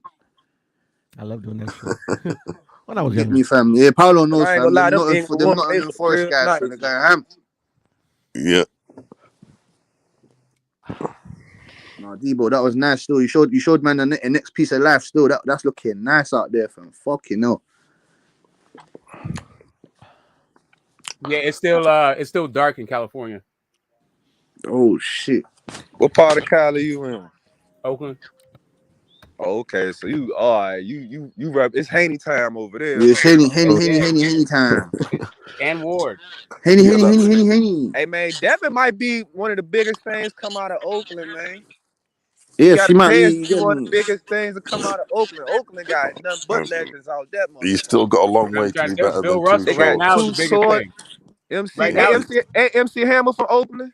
yeah. Well, like right outside. He's Yeah, from Do he's got a y'all long way claim to him? If y'all claim yeah, him, then he from yeah, Oakland. yeah, Y'all yeah, be yeah, claiming him? yeah, yeah, yeah, Oh yeah, yeah, so yeah, yeah. fuck him. You feel outskirts. me? Like Niggas claiming him out there. he used to work for the A's, for the Oakland A's. Yeah, What's his name? The Ghetto Boys. and That it's band, the funny. Come Ghetto out one of That's Boys. They Houston. from That's Oakland, Houston. one day. No, The one of Ghetto my Boys. Texas. Houston, one of my Where's ex the friends. Ghetto He from Boys? his dad's from Oakland and shit. Ghetto Boys. Where's Scarface from? They're from Houston. They're from They from Houston. Houston, H Houston. Ward. Town, Houston. Spence Town, Spence area. No, Spencer's from Dallas. I Yeah, thought that's Ghetto different. Boys. Dallas and Houston, they two I thought different the things. Ghetto Boys were from Oakland. Like, bro, when niggas Right. get locked up down brother. there, Dallas niggas and Houston niggas be beefing. Like, if you in the penitentiary. No. I mean, I got it. They're in the UK. Like, it's like if you're saying Devin is from Oakland, right? Anyway, I get you. Yeah. You lot got a But couple you know, bang. that's You just lot, like Houston is like, oh, Oakland we got a say couple hitters now. that's probably Oakland like, got a oh, they couple say a hitters dude now. from London and then another dude from Manchester. You know, Manchester and London probably two Mm. different no, things I'm just out saying that there. there's not really Mm. Houston boxers. That's all. Like, what's a Shit, Houston boxer? you tripping. They got George Foreman, No, I'm fucking the saying right now, Charlo active. twins. I'm just talking about active right now. Oh, Well, Charlo's are shit, the from Houston. Charlo twins, yeah, that's probably the biggest boxers in Houston right now. But then you gotta understand, even though they don't got a lot of niggas from there, they got a lot of boxers that migrate there. Cause you know Jay Prince run his shop out there. So a lot of, they got help like Shakur living in Houston. I heard fucking shit. Berlanga went to camp down there in Houston. Jared Big Baby Anderson, he living in Houston. Who else? It's hella boxers in Houston. They might not be from Houston, No, but the Charlo they twins. The out Charlo there for twins sure. work. They The Charlos work. definitely get integrated into the culture. You know what I'm saying? Cause Houston, I ain't gonna lie, Houston, that shit lit. I ain't gonna lie, like that shit lit. It's the fifth largest media market in the United States. You can make $1 billion Yeah, in that place. Houston's lit Oh still. yeah, I Millie. already know. That's why I want to move to Houston. I feel like that's why I'm gonna be a millionaire in No Houston. Like, income, no income state tax around there. You're good, man. nah, they got taxes in Texas though. Do they? Yeah, not Yeah, income tax, not yeah. personal income tax, but whatever. I think the only place in the U.S. that don't got taxes is Alaska. I think it's another place. I want to say, yeah, I think Alaska. Yeah, Alaska, they don't got no tax. Cause I got peoples in Alaska. I got family out there I think in Vegas Anchorage as and well, shit. but I could be wrong. You said where? Vegas. Vegas? I No, don't know. Vegas, yeah, they tax your fucking ass in Vegas, but Houston, but Texas is not supposed to have personal income tax. Okay, You no, still there's have 9 states. business tax, and you Isn't still it? have No, there's state 9 tax. states. No, there's 9 states. There's 9 states. Alaska, Florida, Nevada, New Hampshire, South Dakota, Tennessee, and Texas. Now, Texas got no tax either. Yeah. And Washington and Wyoming. I figured as much. Yeah, I don't live in West. What's the next big fight you man are looking forward to, G? Shit, April 9th, shit. The Spence Ugas. That's April 16th. Yeah, I'm saying that's in a couple weeks. Okay, yeah. I mean, Triple G. Triple G is supposed to be happening, but isn't that in June or something? No, it's next week. There we go. Next Shit, week. Ryan Garcia. Shit. Yeah, I'm rooting for my boy Tago, man. My African brother Tago, Oh no, you want to bet on that too? What's up? No. He said he's rooting for him. He didn't say he thought he was gonna win. He said no. Okay, He said I'm rooting for him. Because I ain't gonna lie, like I got hella love for my African brothers, but I feel like Tagu gonna get hurt, man. Yeah. Tagu's he's gonna wake up. He's gonna wake up to something nasty still. You get me? I ain't betting on the Tagu. He's gonna wake up to one of them left hooks. Man, Ryan said he split a nigga jaw in camp, bro, and he had to go immediately to the hospital. Like I ain't never heard no spawn story like that. Like, well, I know he might not be the greatest. Hey, Debo, where you hear that? Huh? Where you hear that vital piece of information? Man, I mean, it was funny because I think it was on Fight Hype. The dude was interviewing him, and he had, because I can't even say Ryan was being cocky about the shit, because really the dude brought it up, and then Ryan just, he elaborated on it. He was like, man, he made the sound effect, like the way he made the sound effects, it was like, man, this boxing shit real, nigga. That's why you don't play boxing, nigga. Like, yeah, fam, you don't pick up the gloves and come, hey, come man, let's come play some boxing. Come, let's go punch yourself in the face. Yeah, nah, like I play pro basketball, but boxing, man, you don't play this shit. Like I could, you know what I'm saying? I could take a year off and go fuck around the court and shit, but I take a year off, I'm not getting in that ring for real until I really get everything properly together. Even Rolly scared of that left hook. Rolly said that left hook. Man, I don't know, man. I wanted to root for Rolly, but Rolly just made me fucking like he just turned me off because this motherfucker. I think he seriously. Like he overlooking Tank. I think he kind of overlooking Tank, man. Yeah, fam. He said I'm gonna smash that guy out, fam. Yeah, he said I'm gonna knock him out. This nigga, I don't know if he might, because Rolly got a playful attitude, so sometimes you don't know if he's serious or not. But it's like this nigga literally was on an interview, was like, yeah, we not even gonna game plan for Tank. We just gonna go in there and wing it. I'm like, what? Then I just seen Tank last training video he posted on his Instagram. Oh yeah, Rolly might go to sleep in that motherfucker, bro.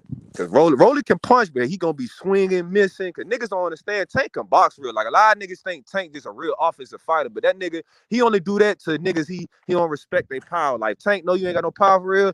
He just gonna keep walking through your shit. You know what I'm saying? Till he get his shit off. But you see how he fought Isaac Cruz? That showed he really got real boxing ability. He can move in that motherfucker. Like Calvin Ford don't. Calvin Ford said, they got him training for 12 rounds. Boy, they did it. They doing Calvin Ford is the best thing that ever happened to Tank. I don't give a fuck. No niggas say Tank's story. Like without Calvin Ford, Tank will fuck around he'll be a murderer, nigga. Like he'll be a fucking murderer, or he fuck around be a nigga like Meth, man. Come on this bitch and just talk shit on the panel, nigga. Now let me stop, man. I like Meth, man. Meth my dog, man. But Meth be saying some outrageous shit on this motherfucker. That's my dog. He be saying some outrageous shit. Nigga, where you at, man? I still got questions for your ass too, nigga. Shit. Nah, he doesn't say outrageous shit. I'm about to finish this, y'all. Let him sleep, bro. Let him sleep. But yeah, y'all stay blessed though, man. I'm gonna get with y'all. All right then, bro. Please. Yeah, Debo, man. What up, Joe?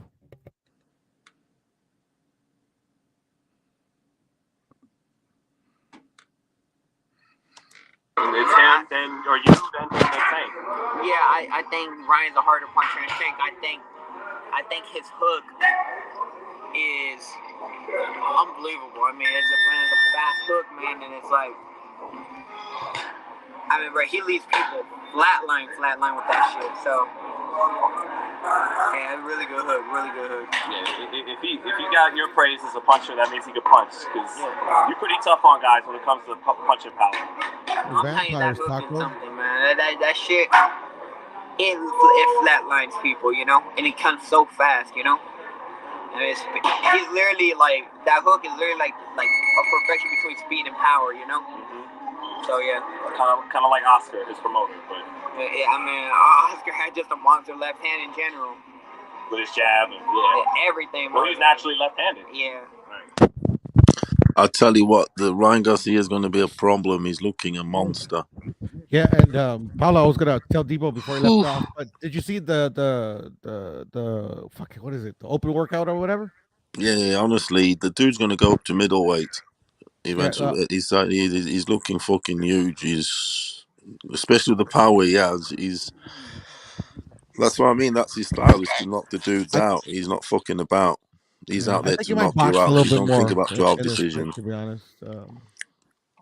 That's the big difference. Ryan's out there to knock you the fuck out. Yeah, I like this boxing stuff. No, I don't think you go in there and box with Tago. You get that guy out of there. Right? You get him out of there. You make the night short, man. You make everyone want to eat their popcorn and go home, man. You don't want to. That would be nice, but I think he might box. I could be wrong. I just gotta. Literally, it's based he on does nothing, all that but boxing shit, Pudo. I got a feeling. He does all that boxing shit, Pudo. You're gonna get caught with something. You're gonna get caught with something. The thing is, this type of opponent, Cassidy, is like he only has like 9 knockouts out of like I don't know, like 36. Nah, he got 15 knockouts. He got 15 knockouts. It's 15. Okay. But still, he's got 15 and 30. He's got 15 and 32 wins in it. You get me? He's not known for power, so it's kind of like a boxer like that's good. Don't get me wrong, but like you could kind of practice. You could box him a bit more than somebody like I don't know, say Canelo, where like shit, man. Do best, or you're gonna get your ass kicked.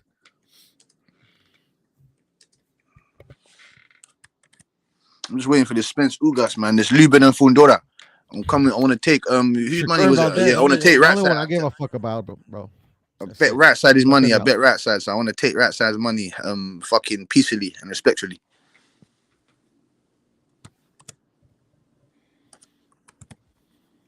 It's almost time too, man. Fucking what, 26 days, something like that. Can't wait. Yeah, man, you get me. So we're just on the horizon. You get me. Got some good fights coming up on the weekend. You get me. There's 3 juicy fights coming up on the weekend. You get me.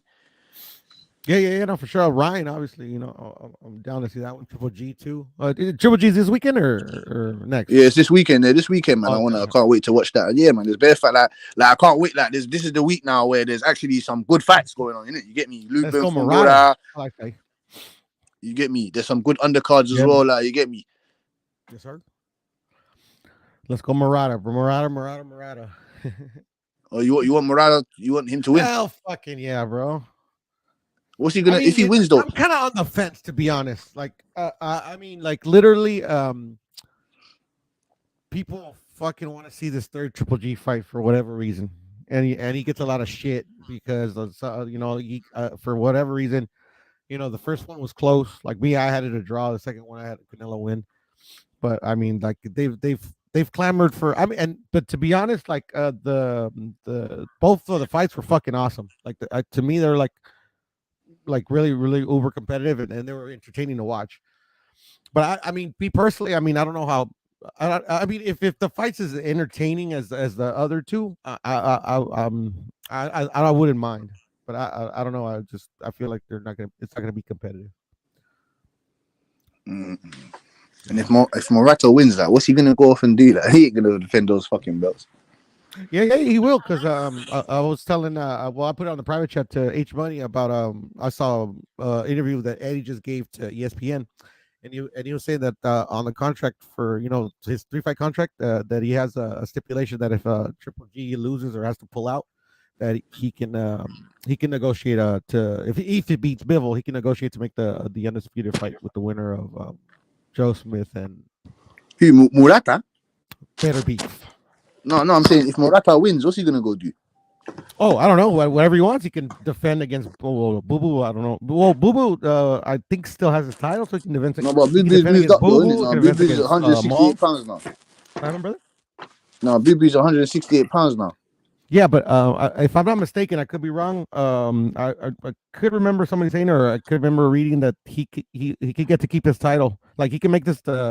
He can go up and fight this fight at 168, but he can keep his title. But I think he has to fucking either vacate it or fight his mandatory. I'm not sure. But that's what I remember hearing. Well, yeah, man. Golovkin, what are you saying in that? You said that if he loses or beats, he could fight either the winner of Better Beef. Yeah, exactly. So like literally like so if he beats Bivol, and then Canelo wins, that's the next fight. It would be Triple G and Canelo. But there's no way in if, hell that he's if going up Triple to go and G fight gets better beef. injured, or if Triple G loses the fight, and then obviously he wins against Bivol, yeah, he can go ahead and make He will the fight. undisputed I fight. think he'll fight Berta, Beef. No, I think Paulo and Puro. There's no way that Golovkin can go lose to Morata and then go. Oh yeah, I want the Canelo fight. Yeah, I mean that is your opinion. Don't get me Yeah, he's wrong, not and gonna I lose. agree with you. Actually, I think Triple G, unless he fucking like turns old overnight, as they say, He looks incredible and shape. loses. But that's what I'm hoping for. Because You've seen pictures out of them how he looks. He looks in right shape. He's Yeah, been on fam, the that good. guy don't look 40, fam. He looks like he's on that. 32, bro. He's been on that good stuff. Trust Yeah, me. fam, he looks like Two he's dudes 30, that 32, look, fam. He's not an old 40. another Like dude that looks he's in not. great shape. His face, everything is Spence. And he ain't been in no wars. He's been in like one war. He ain't been in a real war. Like you get me? He ain't been in no wars. Spence looks well. Triple G. Loud, sorry. Yeah, he looks all right. He looks all right. Triple G. He looks. And Murata. He's not no spring chicken, fam. He's fucking 37 as well. I think he's a spring chicken. Actually, to be honest, I don't know his age, but he only has like 11 fights, right? Or No. He's got like I think he's got like 7. He's got like 14, 17 fights. Morata's made for Golovkin. He's gonna have a stiff. Yeah, he's made for him. He's face. tailor made. I'm gonna knock you mate. out. Because when he comes forward, he's gonna have a stiff jab in his nose all night long and right stiff hand jab hooks. in his nose. yeah, big time. Specifically in his nose, blinding. With the right hooks. I got Morata by first round knockout. Put your money down. Blinding. Don't kill me. And then Canelo fights GG. And then what happens is, hopefully, Berbatiev obviously wins against Smith, and he then fights Yard. I don't see who Butterbeef versus Yard. Butterbeef versus Yard. Yeah, because he's the mandatory for the belt. One of the belts. He will kick Anthony Yard's fucking. But what I'm saying is, can you imagine if Yard was to win that, and it would be Yard Canelo in England? I want that one, Paulo. I want to watch. I like that's Anthony a possibility. Yard. Like it's not the longest shot ever, because if the dudes fight each other and the winner comes out that way, because Yard could pull out that. He could do what what's his name Johnson couldn't do. Callum Johnson, keep him down, which he did get him down. It would be Yard Canelo perfect in England, Wembley Stadium. Murata, he has a good chance of beating Golovkin, man. He's the bigger guy. There's those flip he sides. What the fuck? He got 6 foot with a 67-inch reach, 75-inch reach. That's like me saying, "Oh yeah, Yard's got a good chance of beating Berbatiev," which he has. Big, strong. No, Paulo. No, Paulo. I want to dream. Am I dreaming? You're dreaming right now, boy. Kovalev put them hands on him, boy. You think Berbatiev? I don't know. I don't vicious, know. more dangerous. He will knock the stuffing out of fucking Anthony Yard. It's not Tunde in charge now. That's the thing. Oh, well, who's in charge now, Paulo? It's James Cook. What he blew out from Tunde? Yeah, no, Tunde is still there, obviously, because Tunde is everything, isn't he? His father, manager, you know the whole deal. Yeah. But now that James Cook is coming, he's a legend. He is. He's an OBE to the community of Hackney, and helping kids. And he was a great champion, great knowledge. His knowledge is a legend. See, you don't even know James Cook is British champion, European champion. It's very good fight. Very good fight. He's a legend. Okay, sorry. So if I start naming you a bunch of NABO fight champions, Jamaican immigrant is a great fighter, fought with a big mustache. Watch him. He's on YouTube. Absolute little master. Danny, meet me at the corner of 2-1 and Lewis. I'm James, sorry, bro. James Cook is an absolute legend. I just have to make sure that I'm he's understanding a good trainer, you correctly. and he's a pretty good trainer. I just want to make sure I'm understanding you correctly. Are you saying that your regional belts need to be recognized by people outside of England? What do you mean? I'm saying, like, if you're the British heavyweight champion, should anybody outside of fucking England care about that? Yeah. Why? Why not? Why not? Because it's just a bunch of English dudes fighting for an English title. It's like a regional belt. Like, why would anybody care about that? Because they could be challenging for the European title. If they win could that, be, they or they then couldn't be. challenge for the They could world also like title and lose, right? potentially Like even beat like it. a European champ. Like these are regional titles, right? The regional title is important, just like If you're the outside of the region, why would that be important? NBAC or whatever it was called in Yeah, America. NABF title. Yeah, that stuff that was Yeah, important. I'm saying like why That gets you is anybody challenges and like recognitions. like is anyone going around going, oh, he's the NABF champion? Like who does that? It's important. The Southern Champion is Important to whom important though? because I'm just that saying. dude's they're gonna I fight understand that that it's dude. important to other Everything's people in important. England. It's all Asking part of why. the mix. I'm asking you why should anyone outside of England care about this? And vice versa. Why should I care about, what's going down with the fucking The NABF, NBC you 1, 2, shouldn't. 3? You shouldn't care about it. This is Yeah, my but at the answer. end of the day, they eventually have to challenge each other through means of Okay, but that's eventually. What does that have to do with the regional title that we're discussing? nothing. What are you discussing? I What regional don't know title? because you keep saying these guys are great champions, but they're like British champions. Like they don't. What are you They're talking about? not I'm British trying to figure out champions, what they're you're talking about. WBO champions. What are you Say going on about? I'm saying like nobody's going that the NABO is the fucking like that's a great champion. He's an NABO champ. Like who does that? The motherfucking WBO is a great champion. Danny, you need a girl, bro. She'll calm me down a little bit. I know some fine ones, bro. The Meet WBO me is at a the big, corner of one of those, important bro. You'll champion. find out. It's a great champion. Okay. The WBO. Oh fuck, my bad, fellas. Go ahead. WBO is not a regional belt, by the way. That's a Yeah, no, recognized it's not. sanctioning body.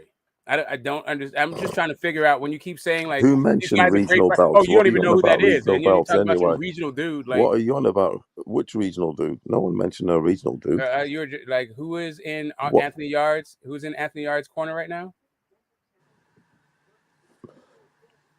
Who was it? This Cook dude you were just saying? No, not Anthony Joshua. That Anthony Yard. I said Anthony Yard. You just James asked me what I Cook. was on Yeah, about, right? Google a box rec him. James Cook.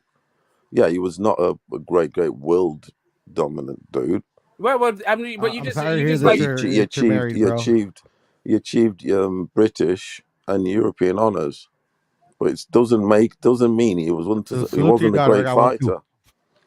That does not mean he wasn't a great fighter. Sometimes dudes that are fucking champions yes, that's are not even exactly the what it best. means. That's literally what it means, Furioso. Opportunities. That's what it means. Opportunities, my friend. Correct. Sometimes the right Opportunities is what guys makes don't you a get great the fighter. opportunity. That's part of what makes you a great fighter. Opportunities. Anyway, that James Cook's a good. He was a good. He was a good fighter. Came out Jamaica. Apparently, like his honors. James Cook. He's now the train. He's in his 60s now, and he's now training Anthony Yard. One thing he incorporated. Anybody that of note? No, he's one of these dudes that had his gym and this and that helped the community. But he's a very knowledgeable dude.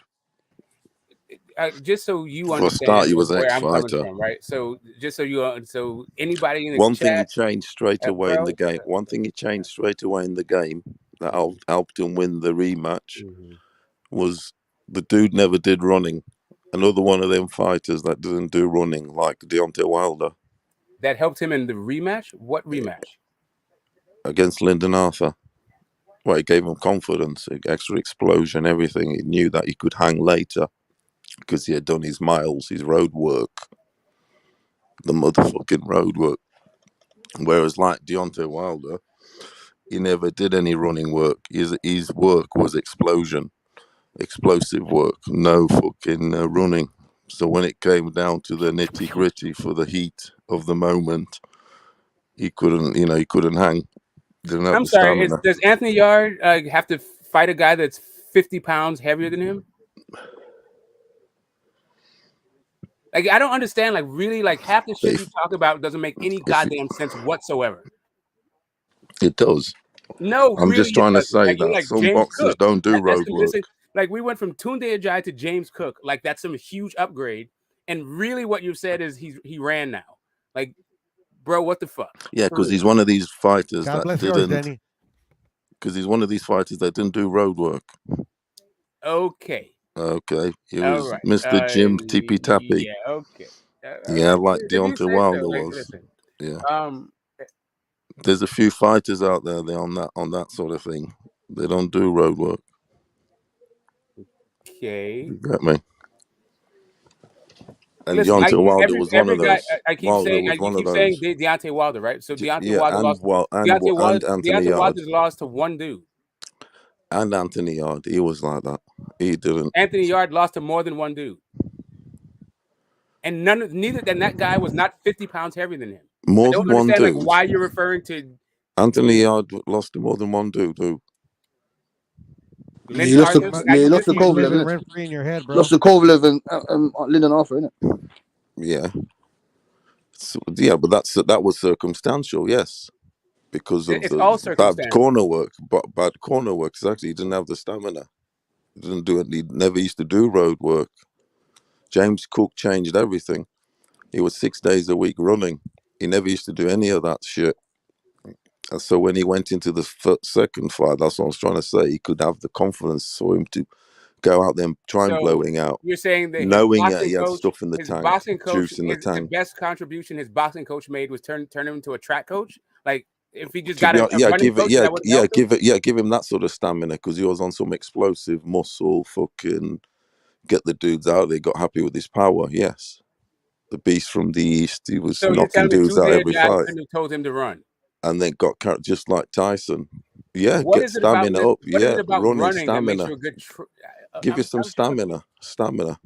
It used right, to be but one of the okay. main Do you things realize that in a guy boxing, who didn't it? never Get up boxed a day running in his for your life could have runs. done Furioso? Do you understand that a guy who never Getting boxed a up day in his early for your runs. Hey, You have Furiosa, to. You do you always do your understand that a runs. guy who never boxed a day in his life could have done that same thing? Told him to run? You got to do your road work. Come on, I so mean, I you understand, know but the I'm trying to score. figure out. You said Cook was a good fighter, and then you said he made him run. Yeah, I'm saying that's one of the things. One thing, the basic thing like that he wouldn't do, that they never did. They didn't focus on running. Exactly. He said that. He said he came in and that was one easy thing to change, just like that. Well, we're going to definitely start running, doing on stamina, having juice in the tank.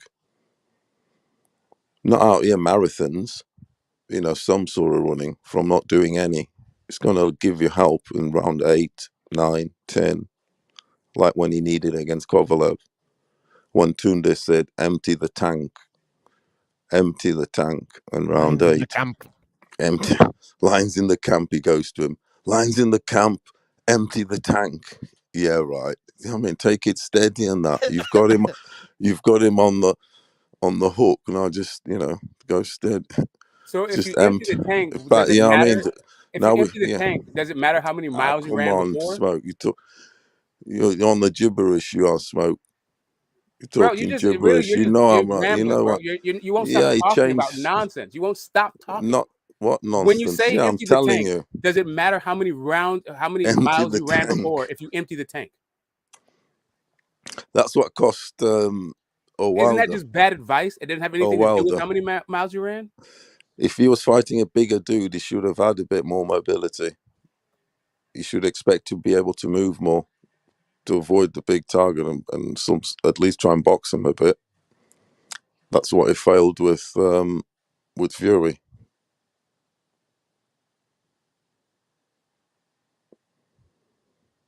Okay, I'm like you just lose me, and I'm just trying to figure out like really where you're coming from. I'm not trying to like say that you're wrong or anything. I'm trying to square the circle and fix my confusion because you say some stuff that just Yeah, do confuses not me.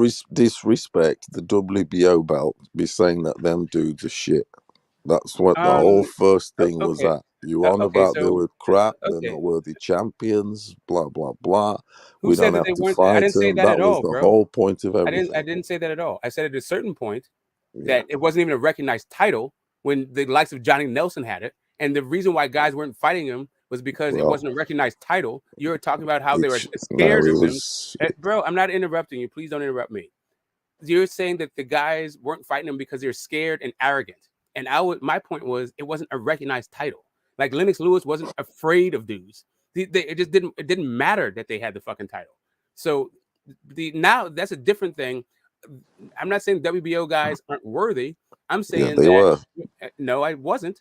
And what I said was they aren't the guy in that division, right? So like any WBO, like I think that Terrence Crawford is probably the only if the guy that gets a Look bunch at of Wilder. respect. When Wilder had that WBC belt, bloody AJ was rocking Okay, that but really, do you WBO have a like it was problem the not best thing interrupting? ever. Do you have a really problem Remember? not interrupting? Because I wasn't done speaking. So, like, Terrence Crawford might be the standout exception for the WBO that is rated higher. Exception. Yes, We're having exactly. exceptions, are we? Exactly. He is the Danny, you got a good exception connect. I'll hook you up. for the WBO being the highest rated guy in a division. Usually, the WBO champion is rated the least guy in the. You rocked that WBO beautifully. Say again, who did? Bud did. And I mean, Anthony if you Joshua. say so, and I'd say Anthony the Joshua. WBC champion it definitely has better resume than the WBO champion at 147.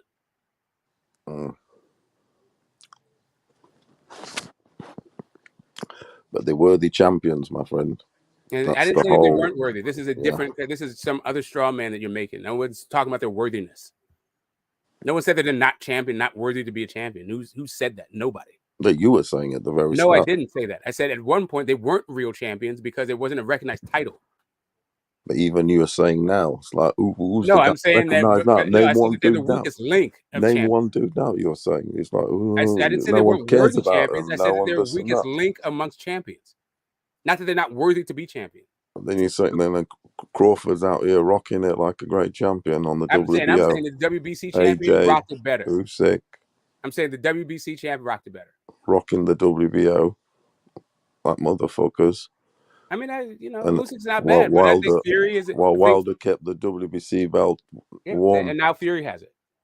And whoever else out there will. Right. Yes, So we went from Joseph Parker to AJ to Usyk with the WBO. But Usyk's powerful with that and WBO. From WBC, we went from Vitaly to Bermane Usyk's very powerful with that WBO. Even when Ruiz won it, actually. Shout out to Ruiz. Fat man beat you. When he won it. He should have had it the first time. He should have had it against Joseph Parker. Yeah, he was legit. They should have had it against Joseph Parker, too. Joseph Parker, yeah, that was a close fight. I think Parker still edged it. How did you have it, Smoke? I thought it was I thought Parker did well. It was a close fight. It was a really close fight. Not a robber or anything, but I felt like Ruiz. I felt like it was a draw. Really, I couldn't pick it. Yeah, I couldn't tell who won that fight. It was a draw. It was close like that. It was. I mean, it was on the draw side, definitely. I was a bit. Maybe Parker did maybe just a little bit. He did a little bit more down the stretch kind of thing. Yeah. Like he kind of edged him in the stretch, and there was times when there was lulls in the fight, but I don't know. Let's see. Yeah, it wasn't the greatest of fights, to be honest. It was one of them. It was a 50-50. It was a bit. No one really got hurt, as far as I could remember. Significant or anything like that. It was just that they shared it, sort it out. Hustled and bustled. But on that tightness, or sort of, you'd say that in New Zealand's going to be a New Zealand decision sort of thing. The promotion, everything was built up for Parker. It was over there, everything. I remember watching it. It was the New Zealand promo. He just needs a better connect, bro. He probably got his mouth probably cut too much. But it was a New Zealand promotion. It was out there.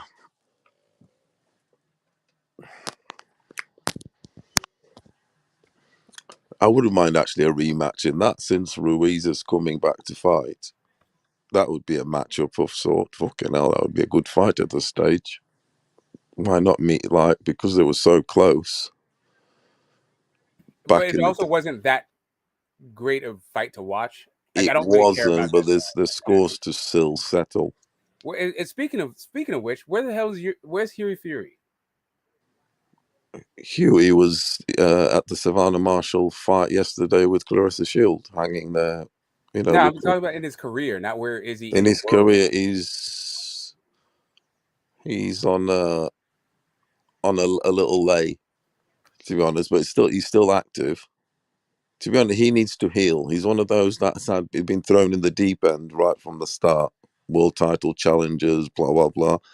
Don't forget, he was fighting dudes like Parker very early on, before he had 10 fights and stuff. Got chucked in the deep end, slat a lamb to the slaughter, and he cut up a lot. He got a lot of so he's like taking him steady. He's still young.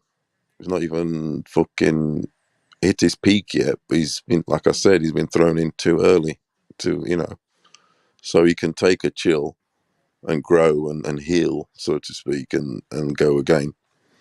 So before I jump out, I just want to make sure that you guys understand that I like England, I like the UK, I like Canelo. I'm fans of these places, but the way that you guys speak about them, it sounds like you have no objectivity, and so I feel like that critical eye that you have for the United States and other fighters, you actually don't apply to the shit that you find, like the way that you identify.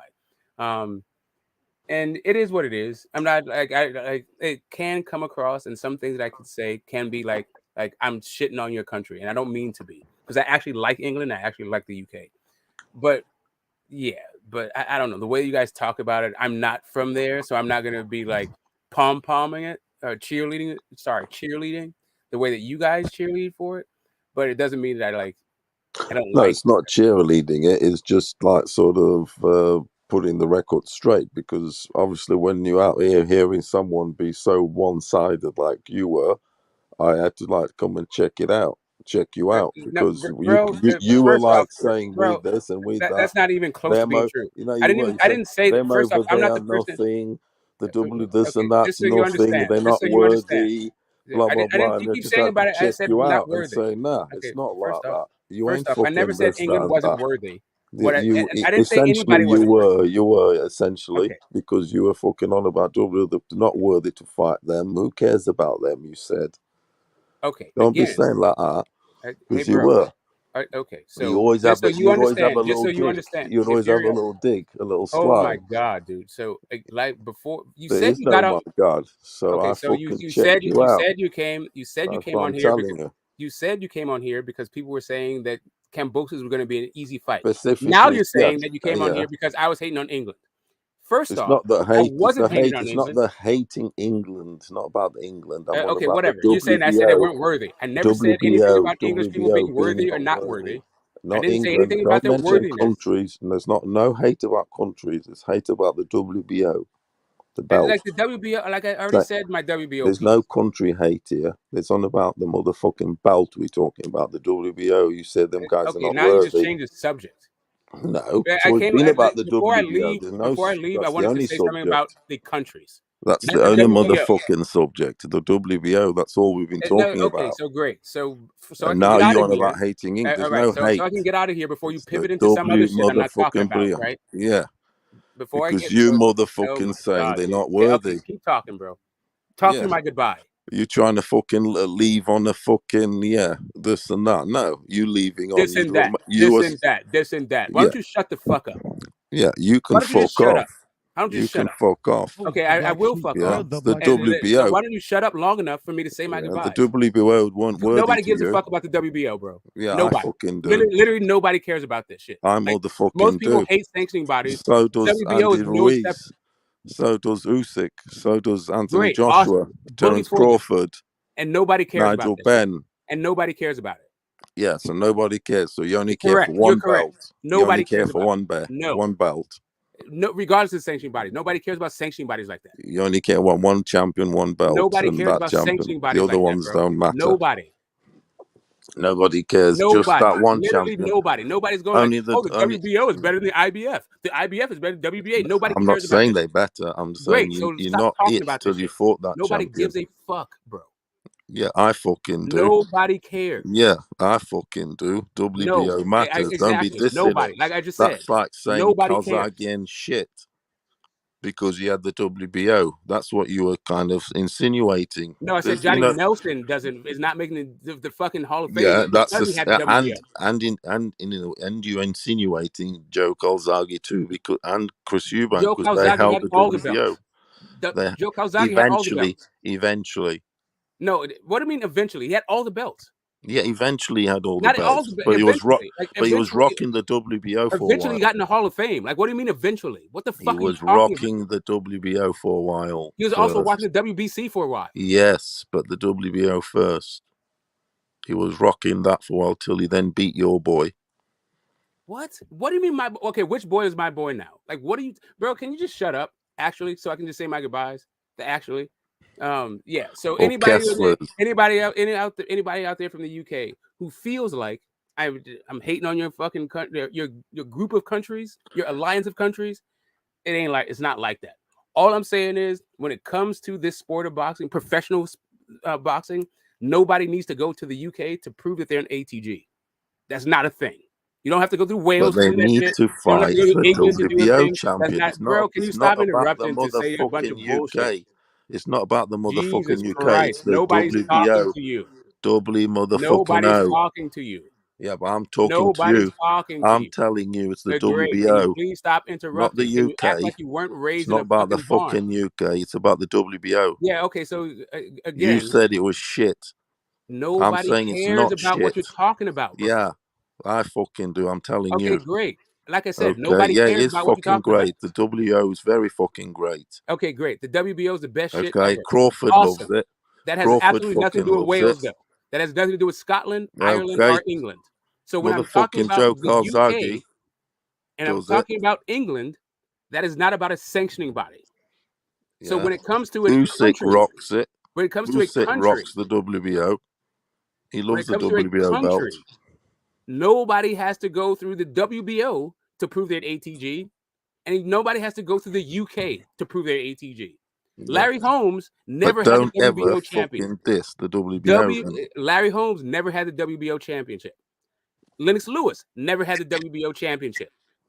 Vitaly Klitschko never had the WBO championship. But many James Toney champions have. never had the WBO. You can be an ATG without going to fucking UK and also without getting the WBO.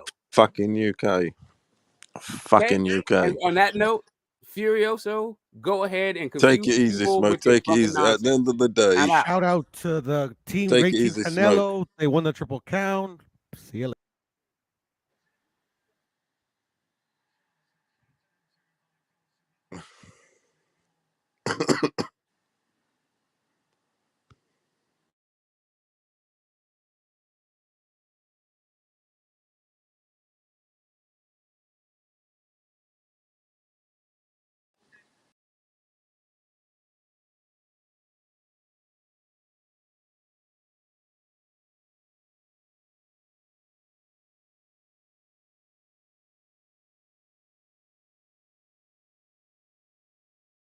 Yo, Cass, what up, Cass? My boy Cass. Yeah, man, I guess we gonna wrap this thing up, man. Shout out to everybody in the comment section. Hit the motherfucking like button. Subscribe to the channel. We gonna wrap it up. My boy Cassidy in the building. Cassidy, man. What's up, man? H Money, man. Yeah, appreciate you, bro. Appreciate you. Appreciate you, man. It was another great show. Shout out to everybody, man. What'd you say, brother? I said another one and another one, brother. Another classic. Classic, man. Give H Money all the respect, man. You get me, fam. A real nigga on the platform, man. H Money Promotions, YB Promotions. You smash that like button, slap that like button the same way Will Smith slapped the shit out of Chris Rock's mouth. You slap that like button, man. You get me. Only real niggas on the panel, man. You get me. Real stuff, real people in the chat. We looking forward to the best and baddest fights of the fucking year. We looking forward to fucking Morata, Triple G. We looking forward to Lubin and Fendora. We looking forward to fucking Aerospace and Ugas. We looking forward to all these fights, man. You get me? Say that and H Money, man. Great show today. Looking forward to jumping on again. You feel me? For sure, Cassidy, man. I appreciate you, brother, man. Thank you for coming through like always. No Shout problem. out to the entire MOB. Man, I appreciate y'all, brothers, man. Shout out to Puro, my brother Jojo. Puro, what's good, my brother Jojo? Shout out to my boy Paolo. Furioso Boxing. Shout out to Paolo. Shout out to Get the Smoke. Shout out to Cosmic. Shout out to YB Taco, the boxing historian. You know what I mean? Q the God Method. Everybody that listen, man. Yeah, man. Debo, TY. TY. You know what I mean? Shout out to Debo, man. Shout out to everybody. Of course, hit the like button, subscribe to the channel. Danny the Great, Rod Keish, Bob 10, man. Jim Bowl, man. Everybody, man. You know, much love, man. EJ. Make sure you get a good sleep, H Money, man. Hell yeah, for sure, bro. So yeah, shout out to my boy Kush, man. Shout out to everybody. Hit the like button, subscribe. Coco the Don. Shout out to the Don, man. We gonna wrap this thing up, man. I'm gonna talk to y'all later, bro. Peace. Peace, man.